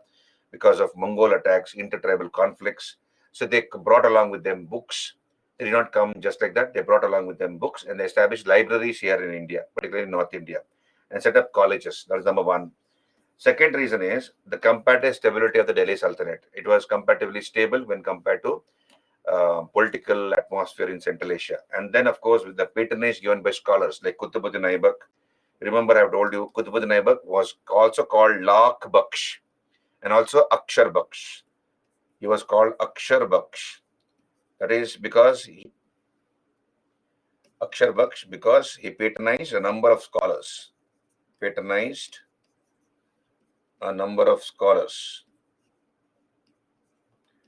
therefore, Qutbuddin Aibak was also called Akshar Baksh. Iltutmish, then Ruknuddin Firuz. So all these people promoted Persian language and literature. So Amir Khusru was the greatest of the scholars during the Delhi Sultanate period. He was more of a poet than a historian. He was given the title of Tut-e-Hind. You remember, Parrot of India, by Alauddin Khalji. Mughals, during the Mughal period also, we have Persian language and literature promoted. A number of books were written on various subjects like official histories, unofficial histories. What is official history? Official history is what the government has ordered to be, government is authorizing the writing of history of the period. That's called official history. Unofficial history is layman like you and me, private person, writing the history of that period. So biographies, collection of biographies, autobiographies, books on grammar, encyclopedias, dictionaries, translations. So a number of books were written on various subjects. I know it's difficult to remember these Persian names. It's difficult to remember. Again, I could tell you the same thing. For example, when you read Delhi Sultanate chapter, understand this please. When you read Delhi Sultanate chapter, or when you read Mughal chapter, right, from whatever book you're reading. So you remember the scholars patronized by a particular ruler, like for example, Qutbuddin Aibak or Iltutmish or Balban or Muhammad bin Tughlaq, Firoz Shah Tughlaq, or Humayun or Akbar or Shah Jahan, Jahangir, etc. The important scholars in the Mughal court, in the Delhi Sultanate court, what books they wrote.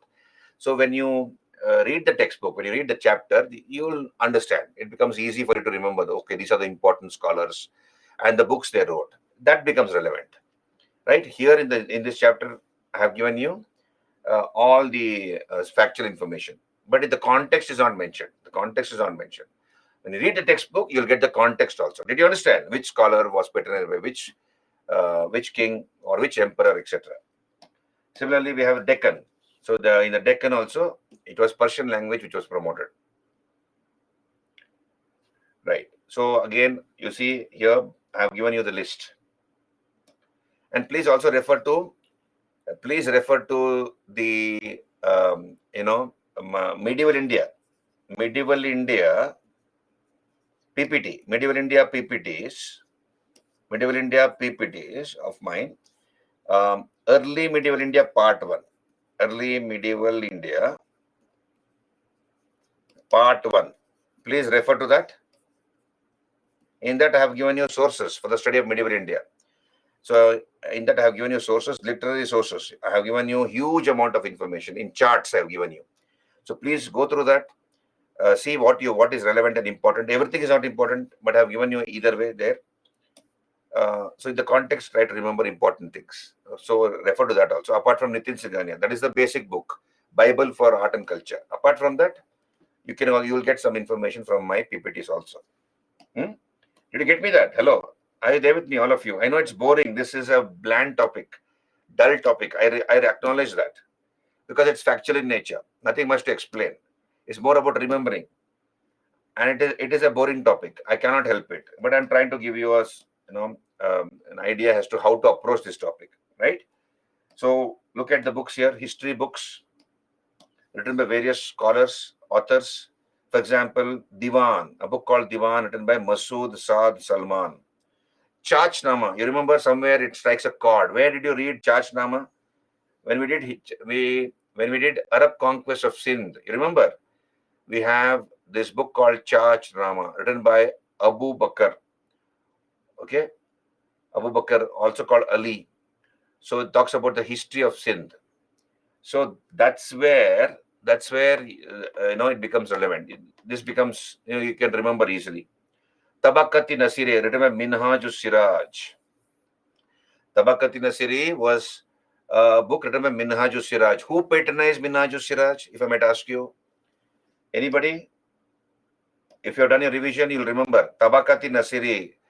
Whose court was who patronized Minhajus Siraj? It was patronized by Nasruddin Mahmud. Remember? Nasruddin Mahmud. Who was Nasruddin Mahmud? The son-in-law of Balban. He was a son-in-law of Balban. And later Balban murdered him, isn't it? Got him poisoned, son-in-law of Balban. So in the court of Nasruddin Mahmud was Minhajus Siraj. And Minhajus Siraj wrote Tabakati Nasiri in honor of Nasruddin Mahmud. Remember the last word here, Nasiri. Tabakati Nasiri. This is in honor of Nasruddin Mahmud. Did you understand? Yeah? Such things you remember, please. Similarly, I have given you a note on Amir Khusru. Sakshi says age of 85. What 85?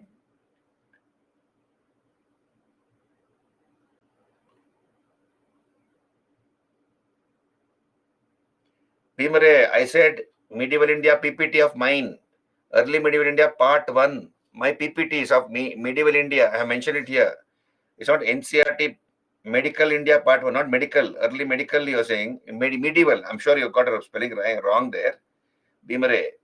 I'm referring to my PPTs. Right? Then Amir Khusru. Bhimare, did you get me that? Okay. Amir Khusru So he got the title of Tut-e-Hind. All the details are mentioned here. Please go through it. This is the books written by Amir Khusro on your screen. You see here, books written by Amir Khusro. Khazain al-Futuh talks about Alauddin Khaji's campaigns, Kafur's campaigns in South India. The description of Jauhar is given in Khazain al-Futuh. Nusifir, then Deval Rani Ashika or Deval Rani Khizar Khani, romance of Deval Rani and Khizar Khan. All those things I've discussed when I did Alauddin Khalji.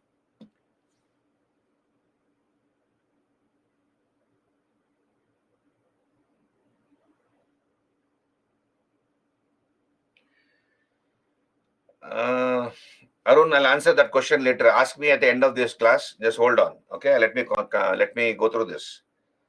Then we have other books. You see here, other books. Hassan Delavi writes Fawad ul Fawad. You can't remember this. Remember this. Zia Naqshabi, Tuti Nama, Shamsuddin Siraj. He was the official historian of Firuzat Tughlaq. Shamsuddin, Siraj. Tariq Firuz Shahi. Then Firuzat Tughlaq's autobiography, Futuhati Firuz Shahi. Did you understand? Then Yahya bin Ahmad Sarhindi. When you're reading the traditional, conventional history books of medieval India, you'll come across these scholars. Tariq Mubarak Shahi, written by Ahmad Sirhindi. So such things I wanted to remember. Sufi works. Again, I have given you a chart. Books written, Sufi works. For example, Baba Farid writes Dalail ul Arafin, collections of savings of Khwaja Munin Chisti of Ajmer. Amir Khusro wrote Afzalus Shawahid, sayings of Nizamuddin Auliya, like that. Then contribution of Deccan. What are the various books in Persian language written in the Deccan? Then Mughal contribution. What are the books written during the Mughal period? Right? And Abul Fazl gives us a list of scholars. He says he gives about 75 scholars who came to India during the period of Akbar. So Abul Fazl gives us this list. And again, you have scholars who kept on pouring into India because of the same reasons. They not only went to the Mughal court, they also went to the Deccani court, in the Bahmani kingdoms. They came from all these areas: Persia, Bukhara, Samarkand, Herat, Mashhad, etc. And even the nobles and grandees, that is the rich zamindars, rich nobles also came to patronize some of these Persian scholars. So all sorts of books, all sorts of poems in Persian language, different types of poetry like ghazals, Kasida is quatrains, that is 4 lines. Poems in 4 lines, that's called quatrains. Katas, fragments, they came to be written. And Mughal period is called Age of Ghazals, I believe. Who were the important scholars in Akbar's court? For example, the poet laureate of Akbar was Mullah Ghazali Mashhadi. So these are all factual information. You make a cue card. Please look here. Make a cue card 6 centimeters by 4 centimeters. Write important things, whatever you feel is important. Okay, not only from these PPTs, but also from textbooks, and then you keep on revising them. That's the best way to remember. Okay, whatever is factual, please write it in a small piece of paper and keep on revising. Okay, so various books, various scholars. For example, Dara Shikoh, eldest son of Shah Jahan, he wrote under the pen name. Nom de plume means pen name. He wrote under the pen name Kadri, like that, right? Then official histories. What are the official histories during the Mughal period? Akbar Nama, written by Abul Fazl. Aini Akbari, written by Abul Fazl. Then similarly, we have Tabaqati Nasiri, unofficial histories by Minajus Siraj. Then Isamis, Futuh Salatin by Isami. Gulbadan Begum, the daughter of Babar, sister of Humayun, who wrote Humayun Nama. Okay, then Tabaqati Akbari, Nizamuddin.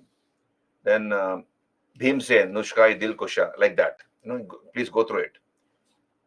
Then autobiographies. For example, Tuzuki Baburi, written by Babar, also called Babar Nama, which was translated into Persian by Abdur Rahim Khani Khanan. Similarly, Jahangir's autobiography, Tuzuki Jahangiri. Right? Then we have biographies, collection of biographies. I've given you some list here. Please go through it. Then grammar books, encyclopedias, dictionaries. Then translations, for example, Sanskrit into Persian. What are the books translated from Sanskrit into Persian? The Tuti Nama, the book of the parrot, translated into Persian. Similarly, Hitopadesha, like that. Then Mahabharata, translated by these people, Mullah Sheri, Nakib, Sultan Haji, and Badauni. And Mahabharata came to be called Razamnama. Ramayana, translated to Persian and got a new name, Jahani Zafar, like that. You understand? Then Arabic to Persian, books translated from Arabic to Persian, like for example, Nala Damayanti, Nala Daman, translated under the title of Laila Majnu. So Nala Damayanti love story became Laila Majnu. Fatwa Alamgiri, Panchatantra, Panchatantra became Khalil Damna, like that, right? Look at the questions here on your screen. Hello, all of you. Can you please raise your hands? Look at the question asked here. With reference to Indian history, consider the following pairs. 2022 question. Aryadeva, Jain scholar. Dignaga, Buddhist scholar. Natamuni, Vaishnava scholar. How many pairs given above are correctly matched? So Aryadeva was a Buddhist scholar, not Jain scholar. Dignaga was a Buddhist scholar. He was a Buddhist logician, is correct. Nathamuni was a Vaishnava scholar. These two are correct. Only two pairs are correct. So let us look at the explanation here. You see here on your screen, Aryadeva. He was a disciple of Nagarjuna, and he is a central figure in the development of early Madhyamika school. So Madhyamika school of Buddhism was given by Nagarjuna, and Aryadeva was a disciple of that. Therefore, he was a Buddhist scholar. Dignaga wrote Pramana Samuchchaya. He was a Buddhist logician. And Nathamuni started a Tamil school, Sanskrit Tamil school at Srirangam in Tamil Nadu. So he was a Vaishnava scholar. So only two choices are correctly matched. Then the Nobel Prize for Literature 2023 has been awarded to Norwegian author von Olav Foss. So for what reason they've asked? The answer is this: for his innovative plays and prose which give voice to the unsayable. So this was in last year, Nobel Prize for Literature 2023. So this was in the Indian Express newspaper. I put it here, and the explanation is given here. What are the contribution of von Olav Foss? So he's a Norwegian scholar. He writes in this language, Norwegian Nyorosk. However you spell that, Nyrosk. So he writes in that language. Then some main questions you see here, though not very useful from the point of view of a connected political history of South India, the Sangam literature portrays the social and economic conditions of its time with remarkable vividness. So from the Sangam literature, what do we come to know about the society and economy of the period? That's what they're asking. From the Sangam literature, what can we come to know about the society and economy of the Sangam age? Then Krishnadevaraya, the king of Vijayanagar, was not only an accomplished scholar himself, but was also a great patron of learning and literature. Discuss 2016 question, 150 words, 10 marks.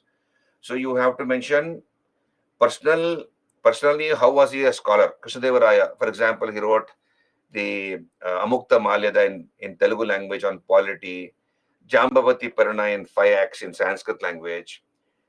So he was himself a great scholar, apart from a great warrior. But then how did he patronize learning and literature? So you mentioned that his period is called the classical phase of Telugu literature, for which he is called Abhinava Bhoja. The Ashtadigajas were supposedly functioning in his court.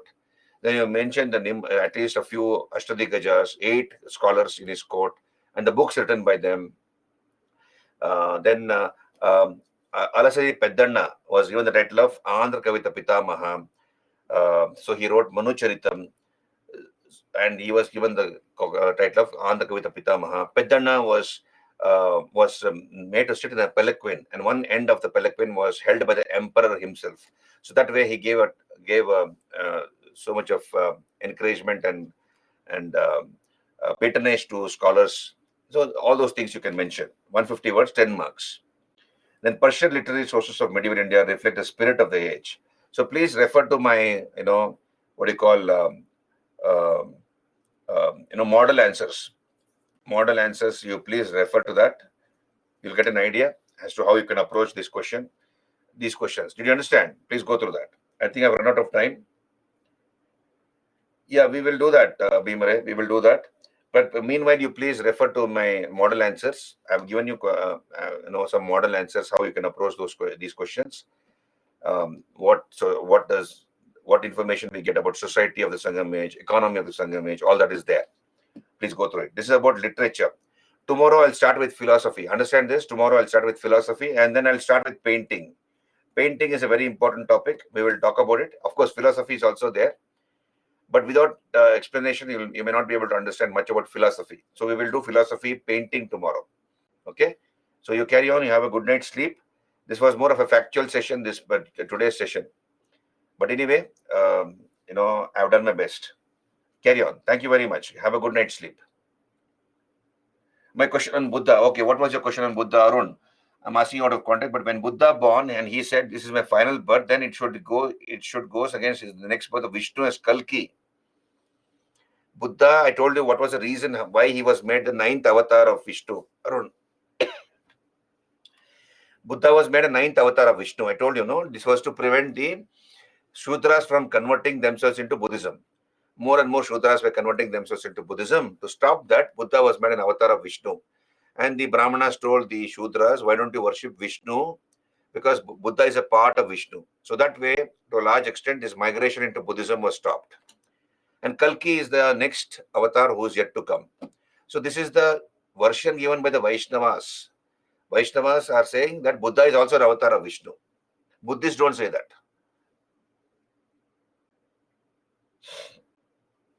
But that this is my final birth. That is his final birth. Buddha's final birth, not Vishnu's. Vishnu is final birth is supposedly the 10th avatar is supposedly Kalki. Buddha's final birth is that is when he was born as Gautama Buddha, right? Buddha who is yet to come is Maitreya Buddha. That is another Buddha who is yet to come, 10th avatar. Did you understand? Siddhartha Gautama, he had taken 550 births before he was ultimately born as Siddhartha, and in that birth he became Buddha after he attained enlightenment. So that was his final birth. Did you get me, Arun? Okay.